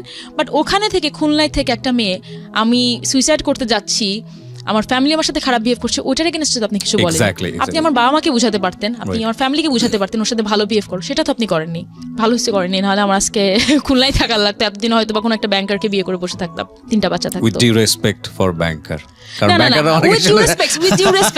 আমি কোনো ছোট করতে চাচ্ছি না, আমার জামাইও কিন্তু জবই করে, আমার জামাইও জব করে, আমি ব্যাংকার এই কারণে বলছি, আমি আপনাদের কমপ্লিমেন্ট দিচ্ছি, বিকজ তারা ভাবতো কি যে না আমার ফ্যামিলি, এখনো কিছু কিছু ফ্যামিলির মেম্বাররা মনে করে 9 to 5 যারা জব করে তারাই বেস্ট, আপনাদের এটার জন্য একটু কমপ্লিমেন্ট, বিকজ তারা ভাবে যে খুব বড় লোকের ছেলেরা খারাপ, বিজনেস যারা করে তারাও মোটামুটি ভালো না, বেশি বড় লোকদের কাছে তো বিয়ে দেওয়া যাবেই না, মেয়ে ধ্বংস হয়ে যাবে, কিন্তু যারা মোটামুটি ব্যাংকার একটা বিয়ে করে একটা বাড়ি করতে পারবে তারাই হচ্ছে মেয়ের জন্য সুপাত্র। সো ওরকম একটা সুপাত্র দেখে আমাকে বিয়ে দিয়ে দেওয়া হতো, আমি এটা বলতে চাচ্ছি, সোসাইটির পারসেপশন, সোসাইটির পারসেপশন সেটাই। আপনি এক দরজা থেকে বের হয়ে গেলেন, এক দরজা থেকে বের হয়ে গেলাম, তখন কলেজেও পড়ি, এদিকে কিন্তু কলেজে পড়ি, তখন সে কি হবে না হবে তাও কিন্তু ভাবে না, যে কলেজ থেকে নিয়ে আসা লাগবে, এদিকে স্ট্রাগল চলছে। আমার আমার মনে আছে আমার আম্মা কিছু তার পুরানো গয়না বিক্রি করে দিল, বিকজ কলেজে অ্যাট এ টাইম ভর্তি হতে একটু টাকা বেশি দেওয়া লাগে একসাথে, তখন আমি চিন্তা করলাম, আমার খুব সেদিন খুব খারাপ লেগেছে, আমার আম্মা আমার জন্য গয়না বিক্রি করে দিল, বিকজ আমার আব্বা তো কোনো টাকা দেবে না। মডেলিং টুকটাক করে স্টার্ট করা শুরু করলাম, কিন্তু তখন টাকা পাওয়া তো দূরে থাক, আপনার যে যাতায়াত খরচটাও আপনার। ওকে, কোনো প্রথম মডেলিং এ করলে কোনো টাকাই নাই। কোথায় আসলো প্রথম ছবিটা, কোথায় আসলো বা কোথায় কাজ করলেন? পুরো ওখানে ম্যাক্সিমাম কাজ আমাকে বই দিত। কিন্তু থাকে না মানে কোন প্রোডাক্টের মডেলিং করা? হ্যাঁ, এবি ফ্যাশন। এবি ফ্যাশনটা ফার্স্ট। এবি ফ্যাশন বাবুল ভাই হচ্ছে এবি ফ্যাশনের উদ্যোক্তা। বাবুল ভাইয়ের সাথে আমার এখনো পরিচয় আছে, আমি এখনো বলি বাবুল ভাই এবি ফ্যাশন দিয়ে কিন্তু আমার কাজ শুরু। আমি কক্সবাজার একবার কাজ করতে গেছি, আমার খুব খুশি ছিল, আমি আমার আম্মুকে নিয়ে গিয়েছিলাম। নর্মালি আমার আম্মাকে আমি নিয়ে যেতাম না কোনো খুব একটা জায়গায়, কিন্তু কক্সবাজার যেহেতু ঢাকার বাইরে যাব, আম্মুকে চিন্তা করলাম আম্মু তুমি চলো আমার সাথে, বিকজ আম্মুকে নিয়ে আমার ভয় লাগতো সত্যি কথা তখন ওই টাইমটাতে। প্রিয় শ্রোতা, যে নামটা আমরা এখানে মেনশন করেছি, he is a very renowned photographer. এই নামটা এখানে আমরা মিউট শব্দ ব্যবহার করছি, but as a fact of পিয়াস লাইফ। হ্যাঁ, ওকে, রাইট। সো মাইলস্টোনে যখন পড়তাম, মাইলস্টোনে আরেকটা সমস্যা হতো, মাইলস্টোনে আমাদের নূর নবী স্যার ছিল আমাদের প্রিন্সিপাল, খুবই কড়া, এবং প্রত্যেকটা টিচার খুব কড়া ছিল। সে একদিন না আসলে আমি যে কিরকম টাইম পার করেছি আমি আপনাকে বোঝাতে পারবো না। আমার থেকে ব্যাড টাইমে গিয়েছে আমার মা, আমার আম্মাকে ডাক দিত। একদিন না আসলে আমার আম্মা অল দা ওয়ে খুলনা থেকে ঢাকা আসতো দেখা করতে। তখন তো বাসেই আসতো, এত তো টাকা ছিল না যে ফ্লাই করে আসতো। আমার ছোট ভাই ছিল, ভাইকে মাঝে মাঝে রেখে আসা লাগতো, খুব ঝামেলা হতো। একদিন আসলে, আর আমার যেহেতু খুলনা থেকে জাস্ট ঢাকায় আসছি, পলিউশন অ্যান্ড অল, আমি একটু কিছুদিন হলে সিক হয়ে যেতাম, এত লো প্রেশার ছিল, আমি কয়েকবার আমি সেন্সলেস হয়ে গেছি এরকম। তো তখন আমার প্রথমে আমি ভর্তি হই হচ্ছে আর বনানীতে একটা হোস্টেলে। দেখলাম কি বনানী থেকে উত্তরা যেতে খুব কষ্ট হয়ে যেত, তখন উত্তরাতে একটা হোস্টেলে ভর্তি হই, এবং ওই হোস্টেলে কোনো একটা মাদ্রাসার একটা হোস্টেলের টাইপের ছিল। যেই দিন ভর্তি হই পরের দিনই আমি ফতুয়া প্যান্ট আর একটা ওড়না পরে আমি বের হয়েছি। সেই দিনই আম্মা মানে ভর্তি করে দিয়ে চলে গেল, সকাল থেকে আমাকে ভর্তি করে দিয়ে দুপুরবেলা থেকে সে দুপুরবেলা চলে গেল, রাত্রে পৌঁছালো। রাত্রেবেলা পৌঁছানোর পরে সাপোজ সে 11টায় পৌঁছেছে, 11:30 দিকে আবার সে কল পাইছে, আপনার মেয়ে এখানে থেকে আমরা রাখতে পারবো না, আপনার মেয়েকে নিয়ে চলে যান। আমার আম্মা ওই 11টার সময় পৌঁছে 12টার দিকে আবার বাসে করে আসলো। ওই দিনই আমার খালার দূর সম্পর্কে একটা আত্মীয়র বাসায় পেইং গেস্ট হিসাবে থাকাটা আমি শুরু করলাম তখন থেকে।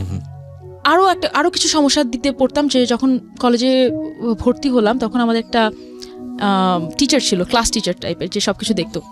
আমি জানি না লাইফে কত সমস্যার মধ্যে একটা মেয়ের যেতে হয়। সেই মহিলা কোনো একটা কারণে আমাকে জেলাস করতো বা কিছু একটা করতো, কিছু হলে আমার সাথে উল্টাপাল্টা বিহেভ করতো, এবং সে আমাকে এরকমও বলতো যে তুমি কিন্তু আমার সাথে এরকম করলে, তুমি যেহেতু তোমার এত তেজ, মানে আমার রাগে ফুলতাম, কথা তো বলতে পারতাম না, ওনার সাথে তো আর কথা ঝগড়া করতে পারবো না, আমি তো জানি টিসি দিয়ে বের করে দেবে স্কুল থেকে, কলেজ থেকে। তখন আমাকে বলতো তোমাকে কিন্তু আমি এইচএসসি পরীক্ষা বসতে দেবো না, ইউ ডোন্ট নো মি, এরকম করে আমাকে থ্রেট দিত। তখন এদিকে বাসা নিয়ে সমস্যা, কোথায় থাকবো না থাকবো। মিনওয়াইল আমি অনেক জব খোঁজা স্টার্ট করলাম।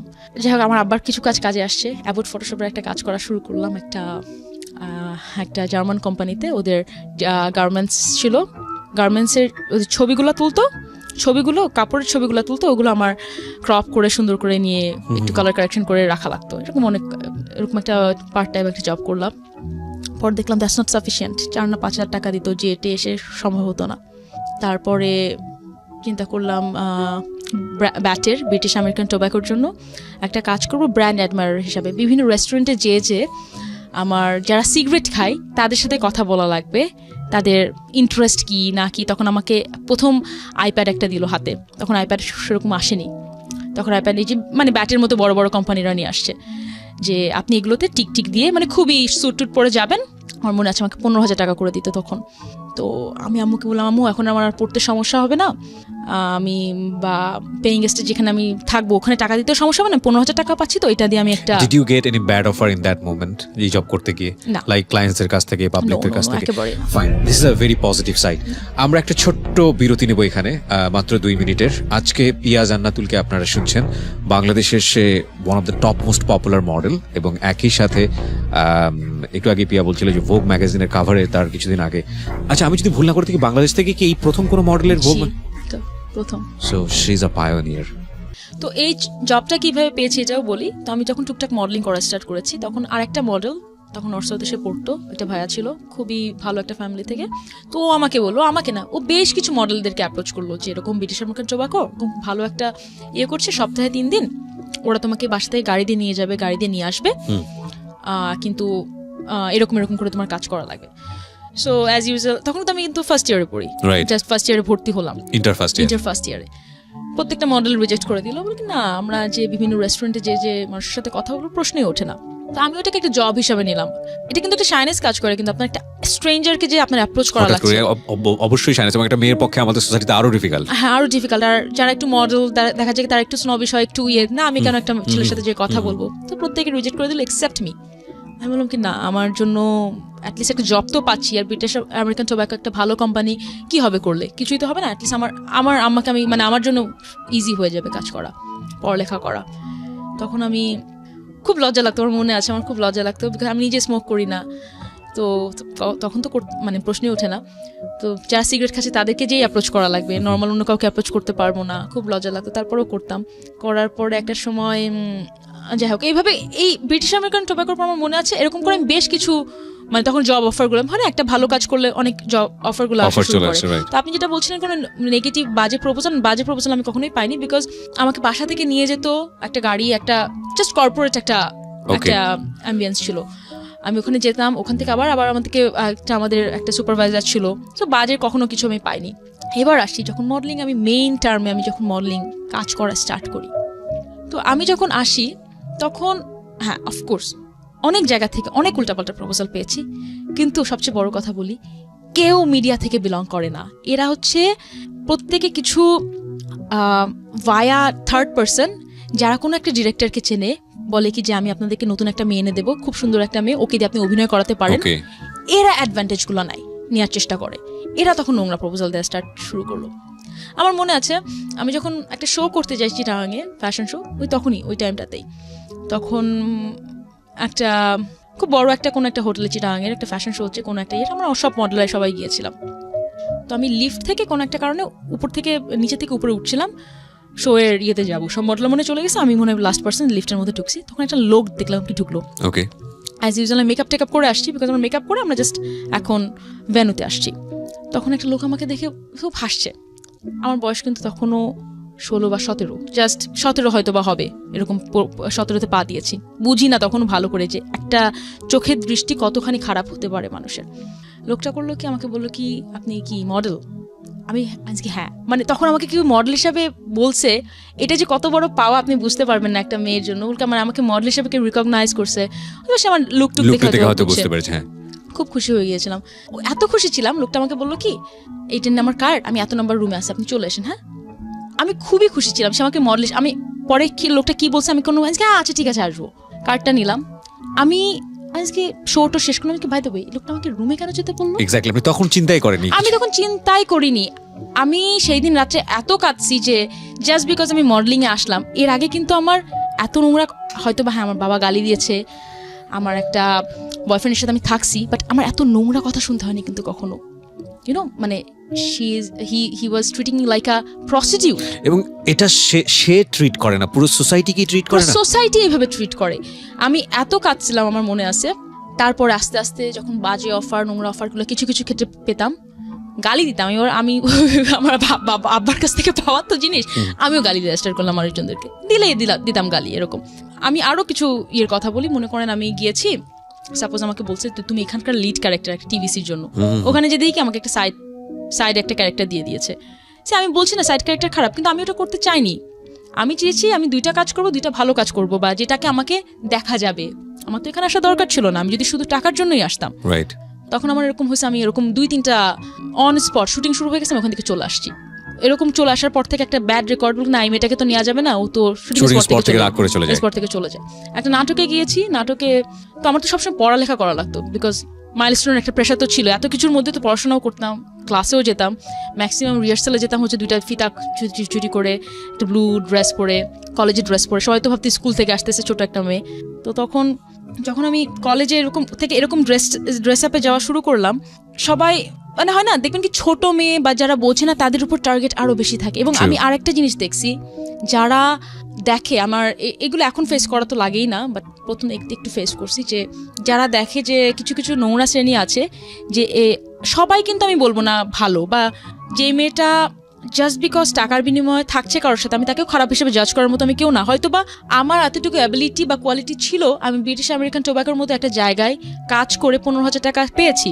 হয়তো বা ওই মেয়েটার পুরো ফ্যামিলি চালানো লাগে, আমার তার ফ্যামিলি চালানো লাগে, সে হয়তো 15,000 টাকা দিয়ে তার ফ্যামিলি চালিয়েছে, আমি তাকে জাজ করার মতো কেউ না। তো আমি ওই মেয়েটাকেও খারাপ বলতে চাচ্ছি না, কিন্তু কিছু কিছু নোংরা মানুষ থাকে যারা চায় এরা টাকার বিনিময়ে কারোর সাথে থাকে না, তাদেরকে আমরা পোক করবো। মানে একটা ভালো মেয়েকে বা যে এই কাজটা কখনো করেনি তাকে আমরা কিভাবে কাছে আনতে পারবো, এরকম আমি কিছু কিছু পাবলিক পেয়েছি। ওরকম সো আপনি কতক্ষণ একা আপনি ফাইট করবেন, আপনার বাবা নাই, আপনার মা নাই পাশে। মেন টাইম ওই ফটোগ্রাফার আমাকে ডিস্টার্ব করতো, তখন আমি চিন্তা করতাম, তখন আমার একটা ছেলের সাথে কথা হচ্ছে আস্তে আস্তে, আমার একটা কাজিনের মাধ্যমে পরিচয়, যেই কাজিনটার বাসায় আমি 1 মাসের জন্য ছিলাম পরীক্ষার পর, ওই কাজিনটার মাধ্যমে পরিচয় ফারুকের সাথে, যে এখন আমার জামাই। ও কিন্তু আমার স্ট্রাগলের প্রথম থেকে আছে, ও কিন্তু জানে পুরাটা। তো যখন ফারুকের সাথে আস্তে আস্তে কথা বলা স্টার্ট করছি, এদিকে মিডিয়ার কাজ, মিডিয়া থেকে টাকা তো আসেই না, উল্টাপাল্টা প্রপোজাল। কিন্তু আমি বারবার বলছি, দেখেন এই প্রপোজালগুলো যারা আসে আমি এই পর্যন্ত ডিরেক্টলি কোনো মিডিয়ার মানুষের কাছ থেকে পাইনি।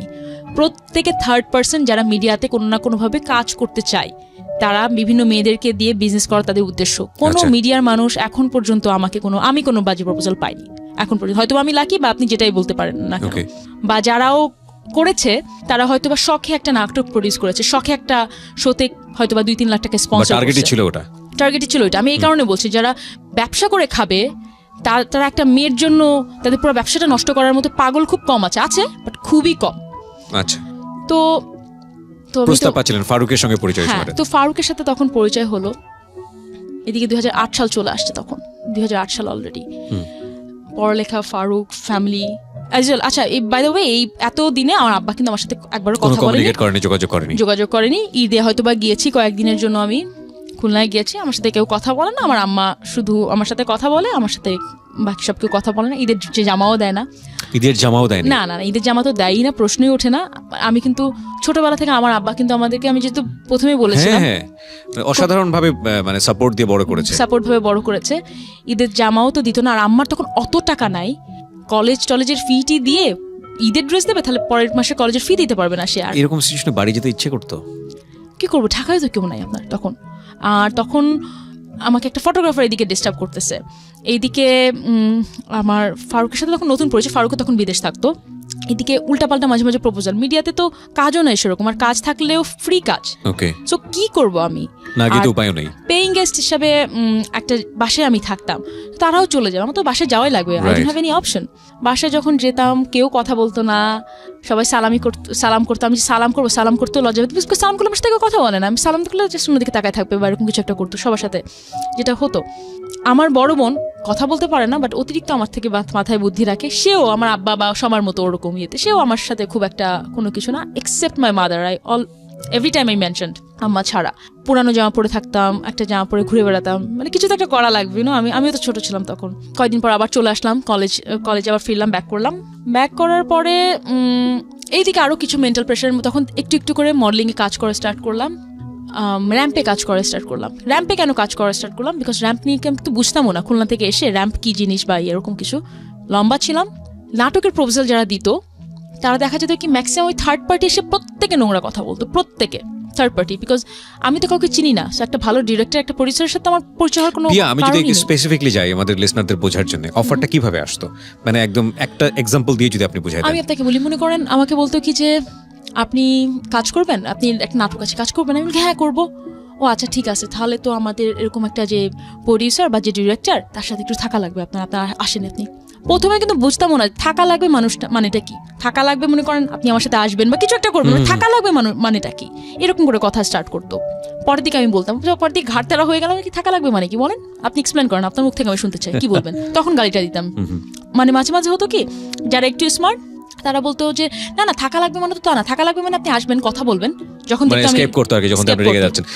এই লোকটার সঙ্গে কি আদৌ প্রোডিউসারের কোনো যোগাযোগ আছে, নাকি উনি আসলে জাস্ট একটা মানে গল্প ফেলেছে? না, যোগাযোগ আছে। কিরকম যোগাযোগ আমি আপনাকে বলি। মনে করেন আজকে আপনার শোতে আপনি খুবই ফেমাস একটা মানুষ, আপনার এখানে ফেসবুকে ফলোয়ার অনেক, একটা লোক হয়তো বা এসে বললো একটা মেয়েকে তোমাকে আপনাকে একটা চেনে, কোনো না কোনো ভাবে আপনাকে একটা লোক চেনে, আপনার বাসার পাশে থাকে, ওকে, আপনিও তাকে চেনেন, হ্যাঁ, আপনাকে এসে বললো ভাই আমি তো একটা মেয়ে আরজে পাইছি, ভালো একটা মেয়ে ভালো কথা বলতে পারে, আরজে মনে হয় ভালো হতে পারবে, আপনি কিন্তু অবশ্যই তাকে বলবেন যে আচ্ছা ঠিক আছে আমার অফিসে নিয়ে আসো, দেখি যদি ভালো হয় তাহলে আমি হয়তো একটা জব দিতে পারি। ওকে, প্রথম তখন লোকটা তখন মেয়েটাকে বলে, এটাকে ক্যাপিটালাইজ করে ফেলে, এটাকে ক্যাপিটালাইজ করে ফেলে এরকম। ওই লোকটা কিন্তু আদেও রেডিও বা আপনার সাথে কোন ডিরেক্টলি কোনো লিংক নাই। বুঝতে পেরেছি আমি, হ্যাঁ, এইভাবে মানে ব্রোকার হিসেবে কাজ করে, লাইক দালাল হিসেবে কাজ করে, মাঝখানে হচ্ছে ফায়দাটা নেওয়ার চেষ্টা করে। ওকে, তখন আমি নাটকে র্যাম্পে যাওয়া স্টার্ট করলাম এই কারণে, বিকজ তখন আমাদের র্যাম্পে একটা এখনো কোরিওগ্রাফার আছে লুনা আপু।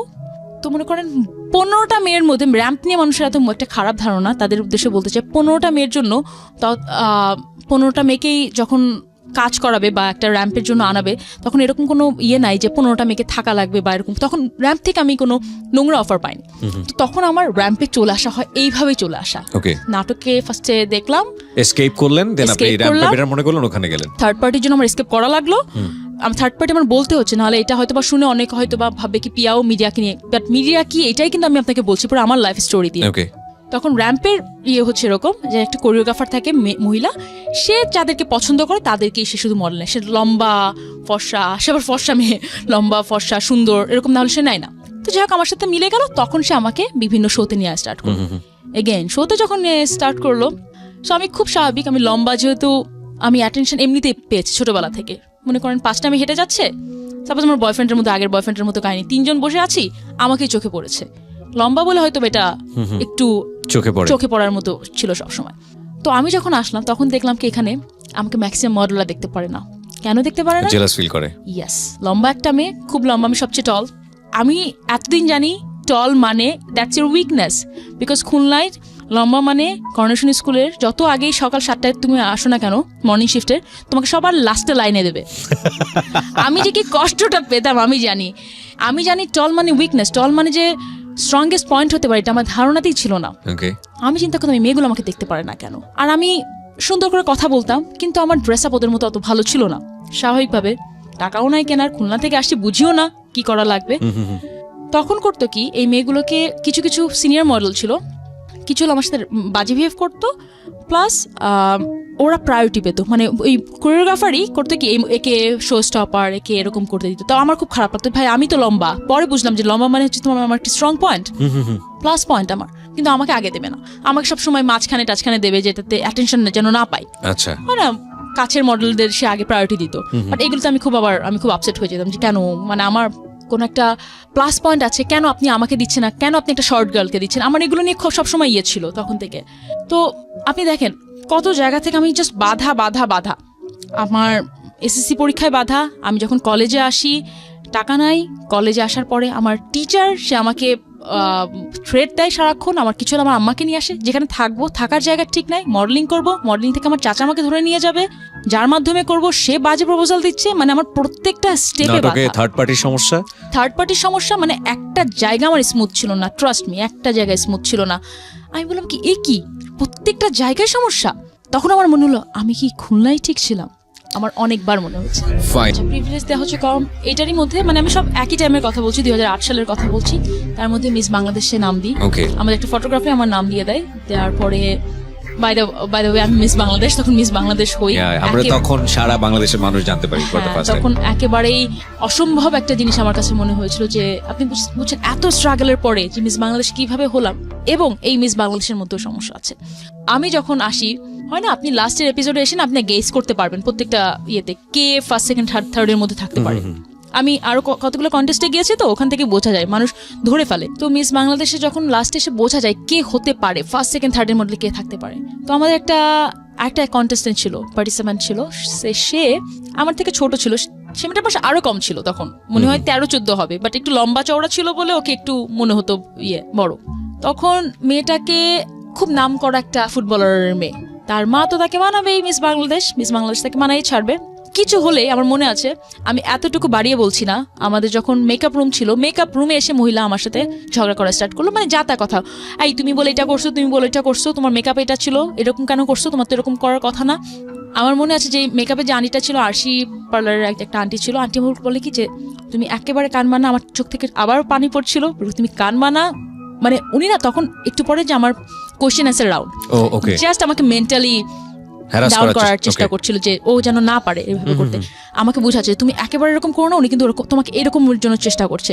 বলকে যে আমরা তো জানি কে হবে, আর তুমি তো হচ্ছই না, তুমি আবার এত সাজগোজ করে কি হবে, মানে সারাক্ষণ কথা বলে যাচ্ছে এরকম উল্টাপাল্টা কথা। তো যাই হোক না কেন এরকম কিছু এখানেও এরকম ঝামেলা ছিল, বললাম কি এই ঝামেলাটা ছিল। যখন আমি মিস বাংলাদেশ হই, আমার তো ধারণাতেই নাই, বিকজ আমি ভেবেই নিছি উনি আমাকে যেহেতু বলে ফেলছে যে আমি হব না, অন্য কোনো কেউ হবে। আমি তখন স্টেজে আমি কি খুশি হব, আমি যেহেতু আমি খুব স্বাধীন চেতা আবার খুব বেশি কথা বলি, আমি তখন বললাম যে আমাকে একজন বলেছিল যে আমি হয় না মিস বাংলাদেশ হওয়ার পরে তুমি কিছু বলো, তোমার অনুভূতি ব্যক্ত করো। তখন আমি বলেছিলাম যে আমাকে একটু আগে একজন বলেছে আমি হতে পারবো না, তার উদ্দেশ্যে বলতে চাই যে আমি মিস বাংলাদেশ নাও। সো আমার প্রথম কথাটা এরকম ছিল। এই সাকসেসের আমার মনে হয় প্রথম সাকসেস আমি এটা দিয়ে পাওয়া স্টার্ট করি, তারপর আমি বিভিন্ন র্যাম্পে যাই। চিন্তা করেন আমি মিস বাংলাদেশ হয়ে গিয়েছি, তারপরেও আমার এত প্রবলেম, আমাকে উল্টাপাল্টা কথা বা আমাকে কোরিওগ্রাফার লাইমলাইটে আনবে না, মডেলরা উল্টাপাল্টা বিহেভ করছে, তারপরেও এত সমস্যা। আচ্ছা মিস বাংলাদেশের সাকসেস না, সাকসেসের জাস্ট ট্রাভেলের শুরু, মেন ট্রাভেলের শুরু। এতদিন ট্রাভেল দেখেছি ঘরের মধ্যে, আমার বাবা আমার ফ্যামিলির মধ্যে, বাইরের জগৎ যে কত খারাপ হতে পারে এটা আসলে ধারণা করার মতো ছিল না।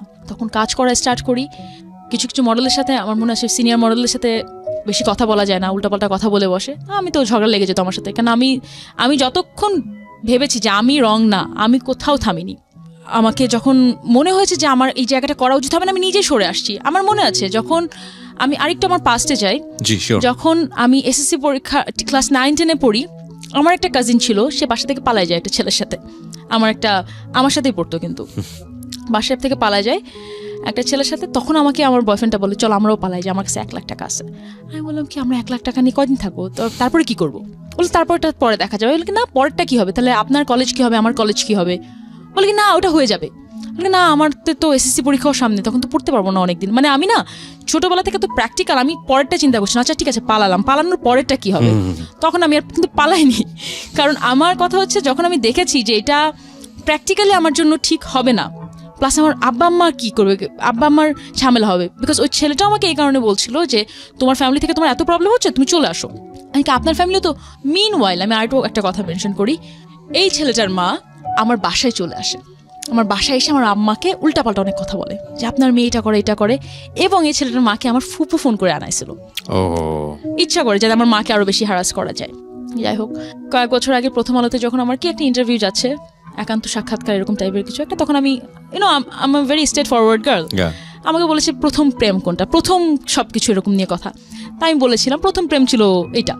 তো তখন সেই দিন দেখার কতটুকু চেপেছিল, মানে আমার অনুষ্ঠানে বেশি নাকি ওখানে বেশি? না শুধু প্রথম মানে প্রথম ভালো লাগা কি, প্রথম র্যাম্প কি, প্রথম কাজ কি। ওকে বুঝতে পেরেছি। সো ওখানে ডেসক্রিপটিভ হওয়ার কোনো সুযোগ ছিল না, ডেসক্রিপশন তো প্রশ্নই ওঠে না। আজকে যাই হোক হয়ে গেল। ওকে ছেলেটার মা আমাকে ফোন দিয়েছিল সেদিন, শি ওয়াজ ভেরি হ্যাপি যে তার ছেলেকে নিয়ে কথা হচ্ছে, প্রথম আলোর মতো পেপারে আসছে এরকম একটা। পিয়া তখন আমার বিয়ে হয়ে গেছে অলরেডি, আমাকে বলছে পিয়া তুমি এরকম মিমোর কথা বলছো দেখলাম। বাই দ্য ওয়ে ছেলেটা কিন্তু আমাকে এখনো মাঝে মাঝে কল দেয়। আচ্ছা এখন পর্যন্ত মাঝে মাঝে কল দেয়, হঠাৎ করে মনে করেন 6 মাস বা 1 বছর পর হঠাৎ করে 2বার কল দেবে। ফার্স্ট লাভ এখন পর্যন্ত বেচারার সেরা মিস্টেক ছিল অন্য মেয়েদের সাথে দেখা করা। এখন পর্যন্ত আমি শুনলাম ও পড়ালেখাও কিন্তু কন্টিনিউ করেনি ছেলেটার। Okay by the way I am lawyer now. আমরা সেটা জানি হ্যাঁ। সো ছেলেটার মা যখন আমাকে বলে, আমি শুধু চিন্তা করছি না আমার আম্মাকে এই মহিলা আমার বাসায় এসে কি অপমানটাই না করছে। আম্মু আমাকে বলে তুমি আমার নাম্বার দাও, আমি মহিলাকে আমি কথা শোনাবো। আমি বললাম না আম্মা cool down, you are the ultimate successful woman, তোমার মেয়ে আজকে তুমি যা যা চাইছো হয়ে গেছে। বাই দ্য ওয়ে আমি যদি আরেকটু সামনের দিকে আগাতে চাই যে জায়গাটা থেকে, কারণ ভোগ ম্যাগাজিনে আসার আগ পর্যন্ত আরো বেশ কয়েকটা সাকসেস আছে আমরা যেটা জানি, যে আপনি র্যাম্পেও একটা সময় খুব ভালো করলেন, এবং তারপরের স্টেপগুলো আসলে কি আপনার মুখ থেকে একটু শুনি। আমি এটা একবার বলে যাই, আমার সাকসেস বেশ কিছু আছে। মিস বাংলাদেশ হই, টপ মডেল অফ দ্য ওয়ার্ল্ডে যাই ইজিপ্টে, মিস ইন্ডিয়ান প্রিন্সেস ইন্টারন্যাশনাল হই বম্বেতে। ওই সময়টাতে একটা ছবি নিয়ে মোটামুটি শোরগোল পড়ে গিয়েছিল সারা দেশে, ওইটা নিয়ে আসবো আমি, ভেরি ডেসপারেট একটা পিকচার, এবং রাইট ওইটা নিয়ে আমার মনে হয় আপনার খোলামেলা কথাই বলা উচিত। ওইটা নিয়ে আমি কথা বলবো, আমি জাস্ট 2008 পর্যন্ত আছি তো, ওইটা হচ্ছে 2013-র কথা। রাইট সো 2008-এ যখন এরকম সমস্যা হলো, এরকম অনেক সমস্যা হওয়ার পরে মিস বাংলাদেশও হয়ে যায়। 2009-এ এরকম স্ট্রাগলের মধ্যে দিয়ে চলতে আছে 9-এ তারপরে 9-এর দিকে তখন আমার ফারুকের সাথে খুব ভালো রিলেশন। তখন কোনো একটা লোক, কোনো একটা খুবই পাওয়ারফুল লোক কোথায় আমাকে দেখছে আমি জানি না, ফোন দেওয়া স্টার্ট করলো। কোথায় যায় না যায়, আমার 2বার দেখা হয়েছে এগেইন কাজের কথা বলে, আমি আপনাকে একটা জব দেবো, আপনি জবের জন্য আমার অফিসে আসেন। খুবই পাওয়ারফুল লোক, মানে আমি নাম তো বলতেই পারবো না, বাট খুবই পাওয়ারফুল লোক। সো সেই লোক আমি যেখানেই যাই বলে কি যে আপনি তো এখানে আছেন, মানে আমি জানি আমার কন্টিনিউয়াসলি আশেপাশে লোকজন ঘোরাফেরা করছে, আমি বুঝতে পারি। দেখা না করতে চলে বলো কি আপনার বয়ফ্রেন্ড আছে না, তাকে কিন্তু দেখে নেবো। আবার ভয় পেয়ে গেলাম, আচ্ছা ঠিক আছে কি সমস্যা, আমার বয়ফ্রেন্ডের ক্ষতি করবেন মানে। দেখা করলাম আবার। তো কিছু আপনারা কেউ একটা মুভি দেখছেন ডার, শাহরুখ খানের? ঠিক আমার ডার দেখলে ওই মুভিটার মানে আমি লোকটার কথা হলে আমার এইটা মনে পড়ে ছিল। হ্যাঁ, এত অবসেসড হয় না, উল্টাপাল্টা কিছু না, কিন্তু এরকমও না যে আমাকে উল্টাপাল্টা কোনো কিছু করার জন্য ডাকতেছে। সে জাস্ট আমার সাথে কথা বলবে, পরে এসে বলে কি আমাকে বিয়ে করবে, একটা ম্যারিড লোক, বলে কি যে আমার প্রথম বউ থাকবে, আপনিও থাকবেন, কি হবে। মানে আমি আরো বলি, তার ওয়াইফও আমাকে ফোন করে, বলে কি যে না আমরা 2জন একই সাথে থাকবো, সমস্যা কি, কোনো সমস্যা হবে না। তার বউ আমাকে ফোন করেছে, বিকজ তার বউ হয়তো ভাবছে যে তার বউকে দিয়ে বলালে হয়তো আমি মানবো, এবং তার বউ বাধ্য হয়েছে, মানে বউ আমাকে ফোন করতে বাধ্য হয়েছিল। তখন এইটা আমি খুব ইজিলি 30 সেকেন্ডে বলে দিলাম, বাট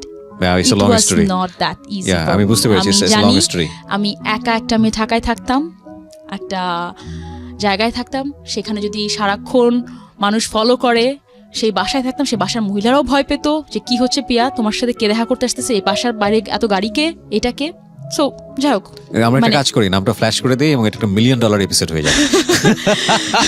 না আমি এই কথাটা এই কারণেই বলেছি যে আমরা সিক্রেটস কিংবা জীবন গল্প অনুষ্ঠানে সবসময় এই ডিসক্লেমারটা দিই। আমাদের এই অনুষ্ঠানগুলো কাউকে হেও করার জন্য না, একদম উইথ ডিউ রেসপেক্ট এভরিবডি। আমাদের মূল কাজটা হচ্ছে চ্যালেঞ্জটাকে ফোকাস করা কিংবা সিক্রেটসটাকে তুলে নিয়ে আসা, যাতে করে আপনি আপনার জায়গাটা থেকে একটা লেসন নিতে পারেন। আমাদের এই অনুষ্ঠানে কাউকে যদি হাইলাইট করতে হয়, কাউকে যদি সম্মান জানাতে হয়, সেটা হচ্ছে এখানে যারা গেস্ট হয়ে আসেন তাদেরকে। এছাড়া কেউ স্পেশালি হাইলাইট হোক বা কেউ ডিপ্রাইভ হোক, কেউ বা কালার হোক, সেটা আমাদের অনুষ্ঠানে সচেতনভাবেই আমরা চেষ্টা করি যাতে কোনোভাবে না হয়। সুতরাং এখানে পিয়া বললেও আমরা তাকে এভাবে প্রচার করতাম না। অবশ্যই আমি চাই না, ইনফ্যাক্ট এর মধ্যে আমার মনে হয় যে অনুষ্ঠানটা শুনছে সে ভয় পেয়ে যাবে, যে ভাবছে আমরা কখন নাম বলে দিই। না, we will not do that bro. হ্যাঁ, কোনো নাম চাইও না আমি। তারপরে দেখেন, আমি হয়তো আমার জন্য খুব টাফ টাইম ছিল, বাট এটাকে আমি নেগেটিভলি না ধরে আমি খুব সুন্দর করে হ্যান্ডেল করে, ইগনোর করে, একটা টাইমের পর আমাকে বিয়ের কয়েকদিন আগে আমাকে ফোন দিয়েছিল। আমি তখন বলছিলাম যে প্লিজ আমাকে আর এরকম করেন না, আমি বিয়ে করতেছি, আমাকে শান্তিতে থাকতে দেন, আপনার জন্য আমি ভয়ে বের হতে পারি না। He is that much powerful. Yes. তো শুধু তার কথা বলবো না। অনুষ্ঠান শেষ হলে আপনি আমাকে একটু বলেন। No, I'm just kidding. এটা তো মনে করেন একটা পাওয়ারফুল বিজনেসম্যানের কথা বলি। আমি যদি এখন কোনো ক্রিকেট প্লেয়ারের নাম বলি তাহলে তো হয়তো বা বোম ব্লাস্ট হবে। সো আমি যেটা কিবরিয়া ভাই বললো, আমরা প্রত্যেকের জায়গা থেকে প্রত্যেককে সম্মান করতে চাই। এবং দেখেন, একটা ছেলে যদি আমাকে 2বার ফোন দিল বা আমাকে পছন্দ করতো, সে হয়তো আজকে নাম করা একটা প্লেয়ার, আমিও আমার জায়গা থেকে আছি, খালি তার লাইফ ভালো আছে, আমার লাইফ ভালো আছে বলে নষ্ট করার এটা কোনোভাবে। আমাদের সোশ্যাল মিডিয়াতে এই জিনিসটা খুব বেশি হচ্ছে এবং খুব নোংরামো হচ্ছে। এত খারাপ লাগে এই জিনিসগুলো দেখলে, যে কারো একটা পার্সোনাল চ্যাট কিংবা কারো একটা আইডি হ্যাক করে স্ক্রিনশট দিয়ে, ভাই কি মানে রুচি, নিজেদের রুচি কতটা নিচে নামলে আমরা এই ধরনের কাজ করতে পারি। We just making fun, but আমরা এটা বিলিভ করি everybody has secrets. Without his or her permission এটা রিভিল করার কোনো এখতিয়ার আমাদের নাই, একেবারেই না। আর আমি দেখেন, আমি এটাও বলছি, একটা ছেলে আমাকে পছন্দ করতো, 2টা ফোন দিয়েছিল, এটার জন্য আমি আজকে তাকে মানে হেও করবো? একেবারেই না। সেটা তো আমার সাথে খারাপ কিছু। যেমন আমিও বললাম যে আমিও একটা ছেলেকে পছন্দ করতাম, হয়তো আমার বয়ফ্রেন্ড তখন মানে ফারুক তখন ছিল, ফারুক না থাকলে হয়তো বা তার সাথে আমার একটা প্রেমের কিছু একটা হতে পারতো, বাট জাস্ট বিকজ হয়নি বলে তাকে এখন ছোট করবো, এটা তো করার কোনো যুক্তি নাই। যাই হোক, আমি স্ট্রাগলের কথা বলছিলাম তখন। এটা নিয়ে 2013 সাল পর্যন্ত যায়। এবং লোকটা আমাকে বলেছিল যে দেখেন, প্রত্যেকের উপরে উঠতে গেলে কাউকে না কাউকে লাগে, গডফাদার লাগে, কেউ কাউকে ছাড়া কিন্তু উঠতে পারে না। আপনি যে এত কষ্ট করলেন, এই 3-4 বছর হয়ে গেল, আমাকে আপনি করে বলতো, 3-4 বছর হয়ে গেল, 2012 বা 13 সালের দিকে বলেছিল, আপনি কিন্তু এই জায়গায় থাকবেন না, আপনি কিন্তু বেশি দূর যেতে পারবেন না, আপনি যদি কাউকে না কাউকে সাপোর্ট নেন। আমাকে এভাবে বলেছিল। আমি বললাম কি দেখেন, সাপোর্ট হয়তো বা লাগে, আজকে আমি এখানে এসে কথা বলতে পারতাম না যদি আপনি না থাকতেন। এইটাই একটা সাপোর্ট। জাস্ট সাপোর্টের জন্য কারোর সাথে একটা রিলেশনশিপে যাওয়া লাগবে, আমি এটা বিশ্বাস করিনি। হ্যাঁ, আমার কিছু সময় মনে হয়েছিল কিবরিয়া ভাই, আপনি যখন অনুষ্ঠানের শুরুতেই বললেন যে কেউ কারোর স্ট্রাগল শুনতে চায় না, সবাই কিন্তু দেখতে চায় কতখানি সাকসেসফুল। এক্স্যাক্টলি। আমি আজকে দেখি কিছু কিছু অ্যাক্ট্রেসরা, মুভি অ্যাক্ট্রেসরা খুব ভালো ভালো জায়গা আছে, মাশাআল্লাহ, খুব ভালো জায়গা আছে। আই রিয়েলি অ্যাপ্রিশিয়েট ইট। আমি চিন্তা করি, আমার একটা জায়গা নিয়ে এখনো রিগ্রেট আছে, সেটা হচ্ছে মুভি। আমি 3টা মুভি করেছি, বাট আমি কোনো ভালো মুভি করতে পারছি না। হয় না, আপনি যদি বলেন যে ক্যারিয়ারে আপনার কোন জায়গাটা এখনো পছন্দ, আপনি ওখানে যেতে পারেন, আমি বলবো মুভির কথাটা, আমি এখনো যেতে পারিনি। কিন্তু কেন? আমি যদি আজকে জাস্ট বিকজ বলে ফেলি যে জাস্ট আমি কোনো গডফাদার পাইনি, খালি খালি মানুষকে এটা বলার থেকে আমি জানি এটা বলে কেউ কিন্তু এই বলেই শুনেই এখানে হারিয়ে যাবে কথাটা। মানুষ আমার সাকসেসের স্টোরি শুনতে চাই, যে আজকে সাকসেসফুল বলে আজকে স্টোরিটা শুনতে চাই, কি স্ট্রাগল দিয়ে আসছি বা কে কি করেছে এটা কেউ একেবারে জানতে চায়। মানে স্ট্রাগল স্টোরি সবার লাইফে আছে, কিন্তু স্ট্রাগল স্টোরি মার্কেটে তখন পর্যন্ত ভায়াবল না যতক্ষণ পর্যন্ত ওই মানুষটা সাকসেসে লাগে না। হ্যাঁ না, সো সাকসেসফুল হলেই কেবলমাত্র মানুষ এটা শুনতে চায়, নইলে ওই স্ট্রাগল সবার লাইফেই কমন।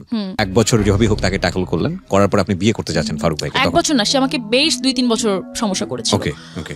ফারুকের সাথে কিন্তু আমার রিলেশনশিপ আছে তখনও। ফারুকের সাথে ফারুক ভাই ব্যাপারটা কি জানতো? হ্যাঁ, of course. So how do he manage? ও নিজেই একটা টাইমে ভয় পেয়েছিল, নিজে একটা টাইমে বললো যে তুমি এরকম একটা, আচ্ছা তাহলে আমি ভাগি, তুমি থাকো, আমি চলে যাই। না না না না, ওরকম না। ও আমাকে বললো কি, বিকজ দেখেন আমরা তো খুব প্র্যাকটিক্যাল, আমার হাজব্যান্ড ওয়াইফ দুইজনই খুব প্র্যাকটিক্যাল। ও বললো কি তুমি খুব সাহসী আমরা জানি, বাট তুমি কতখানি ট্যাকল দিতে পারবা? এই লোকটাকে তুমি অনেক কিছু করে আসছো, তুমি মিমোকে মেরে আসছো, আর এই লোকের সাথে ঝগড়া করবা, that's not the same thing. আমি বললাম না, আমার ট্রাবল শুরুই হয়েছে যখন ইটস আ হলিউড মুভি।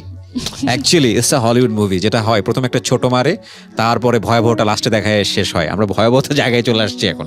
ওকে, আসলেই। তারপরে বাই দ্য ওয়ে আমাকে তখন বলছিল যে গডফাদার ছাড়া চলতে পারবা না, এটা অনেক কিছু বলার পর বলে কি যে আপনার সাথে আমার আজ হোক কাল হোক দেখা হবে, তখন দেখবো আপনি কোথায় আছেন। আমি জানি তার সাথে আমার দেখা হয়নি, কথা হয়নি, আর সে দেখছে আমি কোথায় আছি।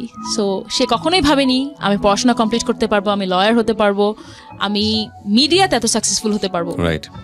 আমি আরো কথা একটা বলি, সেই লোক যখন বিভিন্নভাবে আমাকে পোক করা স্টার্ট করলো, কোনো একটা লোককে, একটা মিডিয়ার একটা লোককে, মিডিয়া তো সবাই তো আর ভালো না, আমি আপনাকে ম্যাক্সিমামের কথা বলেছি যে ম্যাক্সিমামই গুড পিপল, বিকজ কেউ একটা জাস্ট মেয়ের জন্য তার পুরো বিজনেসটা নষ্ট করবে। ইনফ্যাক্ট সেটা সব জায়গার সিনারি, সব জায়গার সিনারিও। তো একটা লোক তার কাছে গিয়েছে, কোন একটা ম্যাগাজিনের, একটা খুবই লো ক্লাস একটা ম্যাগাজিনের একটা লোক, তো বলছে কি যে সে লোক বিভিন্ন মেয়েদের ছবি নিয়ে যাচ্ছে, আপনার কাকে লাগবে বলেন। ওই লোকটার কাছে সামহাও ওখানে আমার ছবি পেয়েছে, তো বলে কি যে একে আনতে পারবেন? হ্যাঁ, কোনো ব্যাপারই না। তো লোক হাসতেছে, বিকজ ওই লোকটা জানে যে আমি কতখানি জেদি, কতখানি একরোখা, কতখানি honest. He knows it. Because নাহলে তো আমি এত পয়সাওয়ালা একটা লোক বিয়ে করতে চাচ্ছে, তার কাছে তো থাকতে পারতাম, তাই না? আমার তো নাহলে এত কষ্ট করে আমার এত কিছু করা দরকার ছিল না। তখন বলি হ্যাঁ এখনই পারবো, 1 ঘন্টার মধ্যে এনে দিচ্ছি। এখন ওই লোকরাও কিন্তু জানে কারা কি করে, কারা কি করে না। ওই লোকটা বললো কি যে না এটা তো নাই স্যার, আপনি অন্য একজনকে না, ও নাই, দেশে নাই, ও তো কোনো বিদেশেই যায়নি। এটা মনে হয় না, এটা কবেকার কথা, 2010-11 কথা হবে, বা তখন আমি বিদেশে গিয়েছি বা যাইনি, এরকম একটা। বললো না ও তো কোনো বিদেশেই যায়নি বা কোথাও যায়নি, ও বিদেশে গেছে, মানে নিয়ে আসেন, ও করে নিয়ে আসেন, আমার ওকেই লাগবে, এরকম। তো যাই হোক, ও যখন আনতে পারলো না, একটু পরে আমাকে কিন্তু লোক ফোনও দেয়নি, ওই ম্যাগাজিনের লোকটা কিন্তু ফোনও দেয়নি, because he knows what type of girl I am. তখন লোকটাকে বাথরুমে আটকায় রাখলো, বাথরুমে আটকায় রেখে আমাকে ফোন দিছে। তখন বলে কি আপনি বলে আসলেই চলে আসবেন। তো যাই হোক, লোকটা আমাকে পছন্দ করতো, কিছু একটা করতো, এই কারণেই মনে হয় এরকম টিয়ে।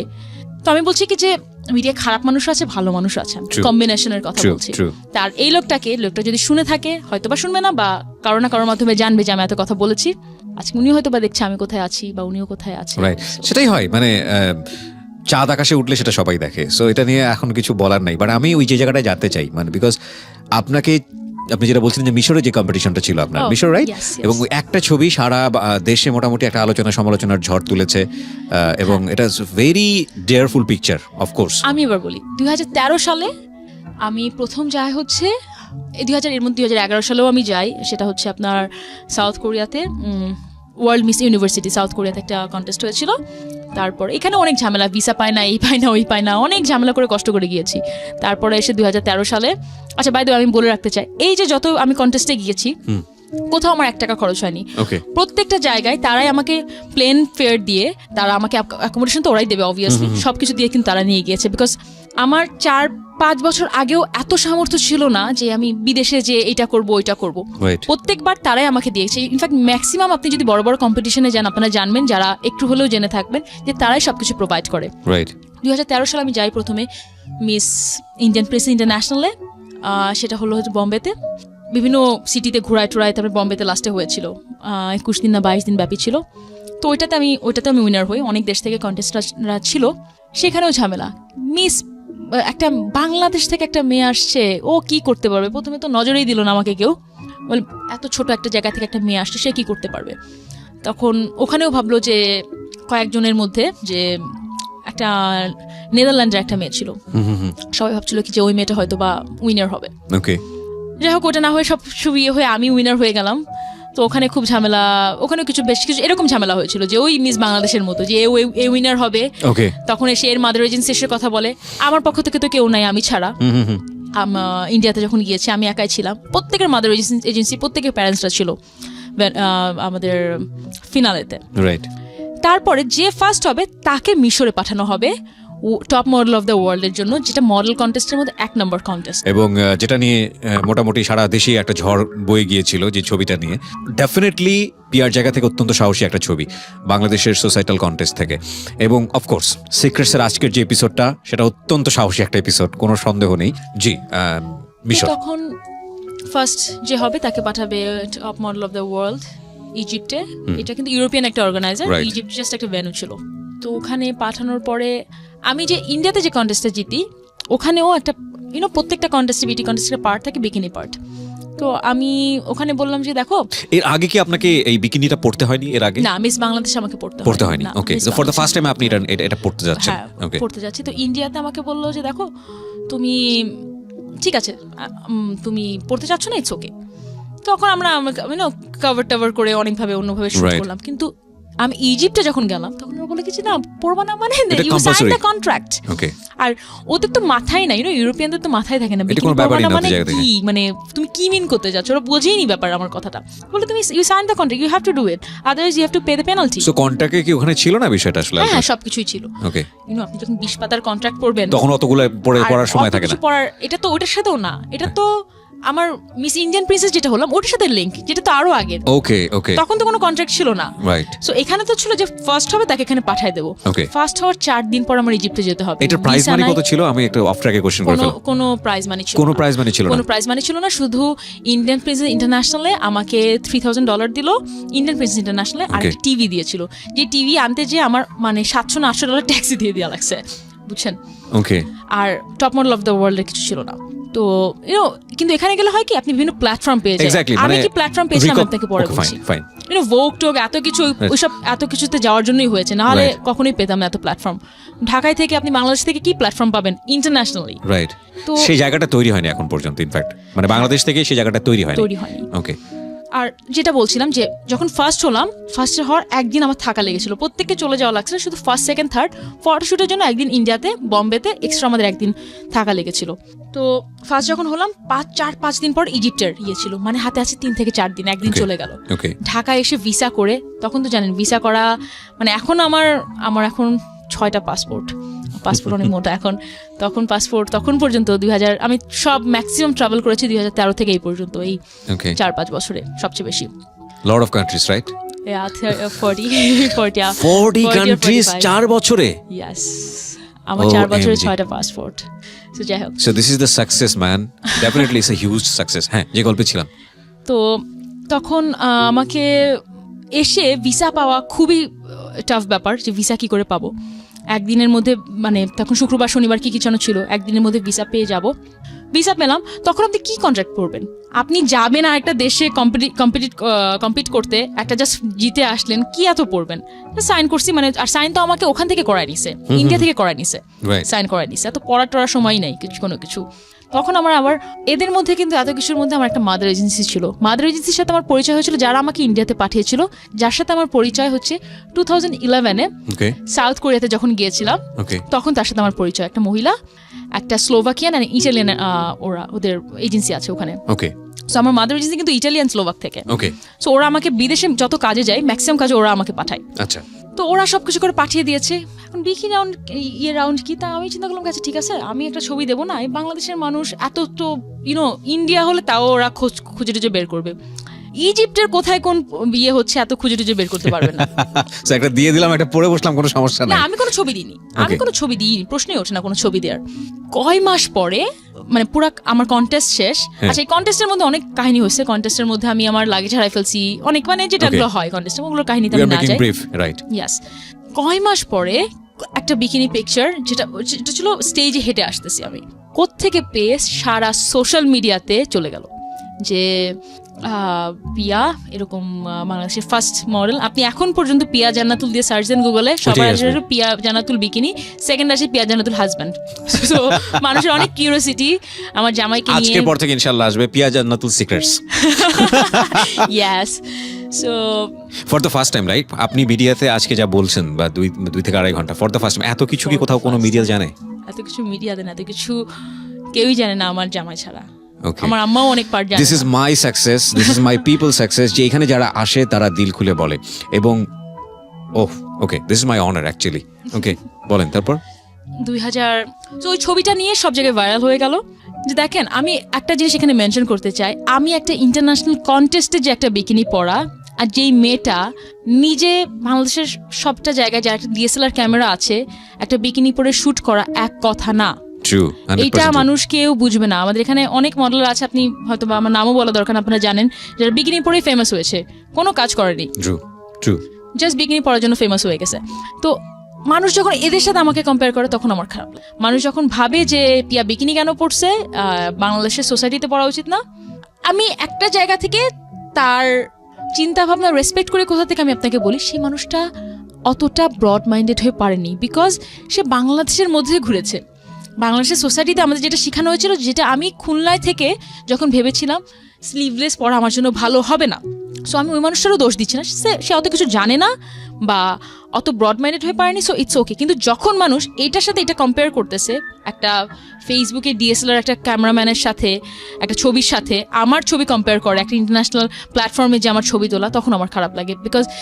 বিকজ আমি কিন্তু ফেমাস হওয়ার জন্য এটা করিনি, আমার বিভিন্ন অ্যাচিভমেন্ট আছে, অ্যাচিভমেন্টের পর একটা জায়গায় একটা কন্টেস্টে, ইন্টারন্যাশনাল কন্টেস্টে ফার্স্ট হওয়ার পর আমি ওখানে গিয়েছি, তারপর একটা ছবি আপনারা কোথা থেকে পেয়ে আপনারা ভাইরাল করছেন, জিনিসটা এক জিনিস না। তো এইগুলো আমি জানি কিবরিয়া ভাই, দেখেন আমরা যতই বোঝানোর চেষ্টা করি না কেন বুঝবে না। এটা তো আসলে আমার একদিনের এডুকেশন না, একদিনের এডুকেশন, জন্মের পর থেকে আমরা এভাবেই শিখে আসতেছি, জন্মের পর থেকে শিখে আসছি।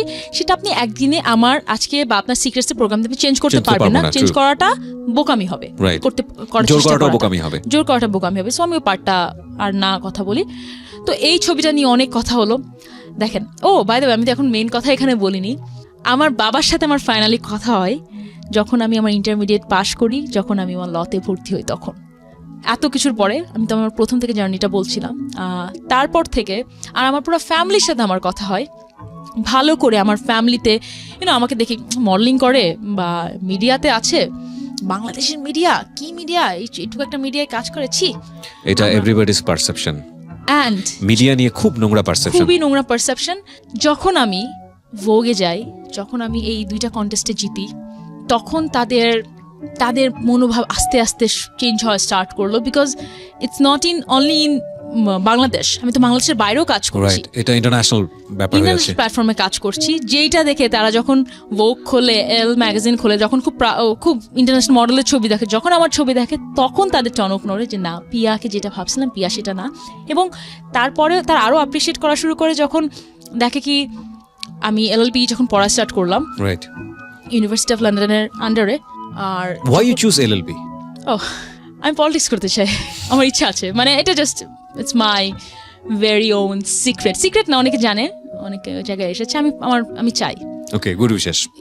বিকজ কিছু মানুষ ফলো করে, কিছু মানুষ যারা ফলো করে তাদেরকে শেখায় leadership and management, there is a two things, হয় লিডার হবেন কিংবা ম্যানেজমেন্টে থাকবেন, সো আমি প্রথমটাতে থাকতে চাই। ওকে, বেস্ট উইশেস। অফ কোর্স আমরা হয়তো সেদিন দেখতেও পাবো। এতদূর আপনি যেহেতু পাড়ি দিতে পেয়েছেন, রাইট নাও আপনার এজ কত? 26। সো 26এই যদি এত বড় বড় জায়গায় অর্জন হয়ে থাকে, এবং সেটা আপনি এবং আপনার মা, আমি বলবো আপনি ফাইট করেছেন, আপনার মা এবং উপরওয়ালা তো সঙ্গেই ছিলেন, এই অর্জন তো আর কিছুদিন পরে বা আর কয়েক বছর পরে you can try for this, no problem. ইনশাল্লাহ। সো আমি যে জায়গায় ছিলাম, হ্যাঁ, সবার দৃষ্টিভঙ্গিটা চেঞ্জ হচ্ছিল। হ্যাঁ, আস্তে আস্তে, খুব আস্তে আস্তে। যখন আমি ফারুককে বিয়ে করা ফারুককে যখন ডেট করা স্টার্ট করলাম, তখনও খারাপ। আবার একটা ছেলের সাথে পিয়া পড়ছে, ইউনো। দেখেন, আপনি তো 4 থেকে 5 হাজার মানুষের লাইফ স্টোরি শুনেছেন। আমি আপনার ইয়েতে একটা মেয়ের লাইফ স্টোরি শুনে আপনাকে ফোন দিয়েছিলাম। ওই মেয়েটারও আপনি অনেক লাইফ স্টোরি শুনেছেন। আমার এত দিনের, মানে আমি জানি না মানুষ কি শুনবে, বিশ্বাস করবে না করবে, আমার 2টা ছেলের সাথে রিলেশন এত বছরের, মিডিয়াতে থেকে এত বছরে। প্রথমটা তো শুনলেনি, মারটোর দিয়ে আসলাম একেবারে রূপসা ব্রিজে, পরে তো ফারুক। আমিও কিন্তু মনে করছিলাম যে মাঝখানে বোধহয় আরো অনেকেই আছে। না, মাঝখানে কেউ আসার চান্স পাইনি। ফারুক না থাকলে হয়তো চলে আসতো। আমি সেদিন কাকে যেন বলছিলাম যে এত বছরে সিঙ্গেল হওয়ার কোনো টাইমই পেলাম না। 14 বছর বয়স থেকে প্রেম করা স্টার্ট করলাম, তখন তারপর থেকে জীবনে সিঙ্গেলই থাকতে পারলাম না একেবারে। তো ফ্যামিলি পারসেপশন अगेन ফারুককে নিয়ে। হ্যাঁ, তো ফারুককে যখন ডেট করা স্টার্ট করলাম, ফারুক খুবই ডাউন টু আর্থ একটা ছেলে। দেখে আপনার কিছুই মনে হবে না যে জব করছে, ইয়ে করছে, খুবই ভদ্র একটা ছেলে মনে হবে। বাট ওই যে এগেন, আচ্ছা, নর্মাল একটা ছেলেকে ডেট করতেছে, হয়তো বা কিছুই নাই এরকম। তো ফারুক বিবিএ করা আমেরিকা থেকে, এমবিএ করা লন্ডন থেকে, এগুলো কিছুই জানতো না। অ্যান্ড ফারুকদের বর্ণিতে একটা ফারুক টাওয়ার আছে।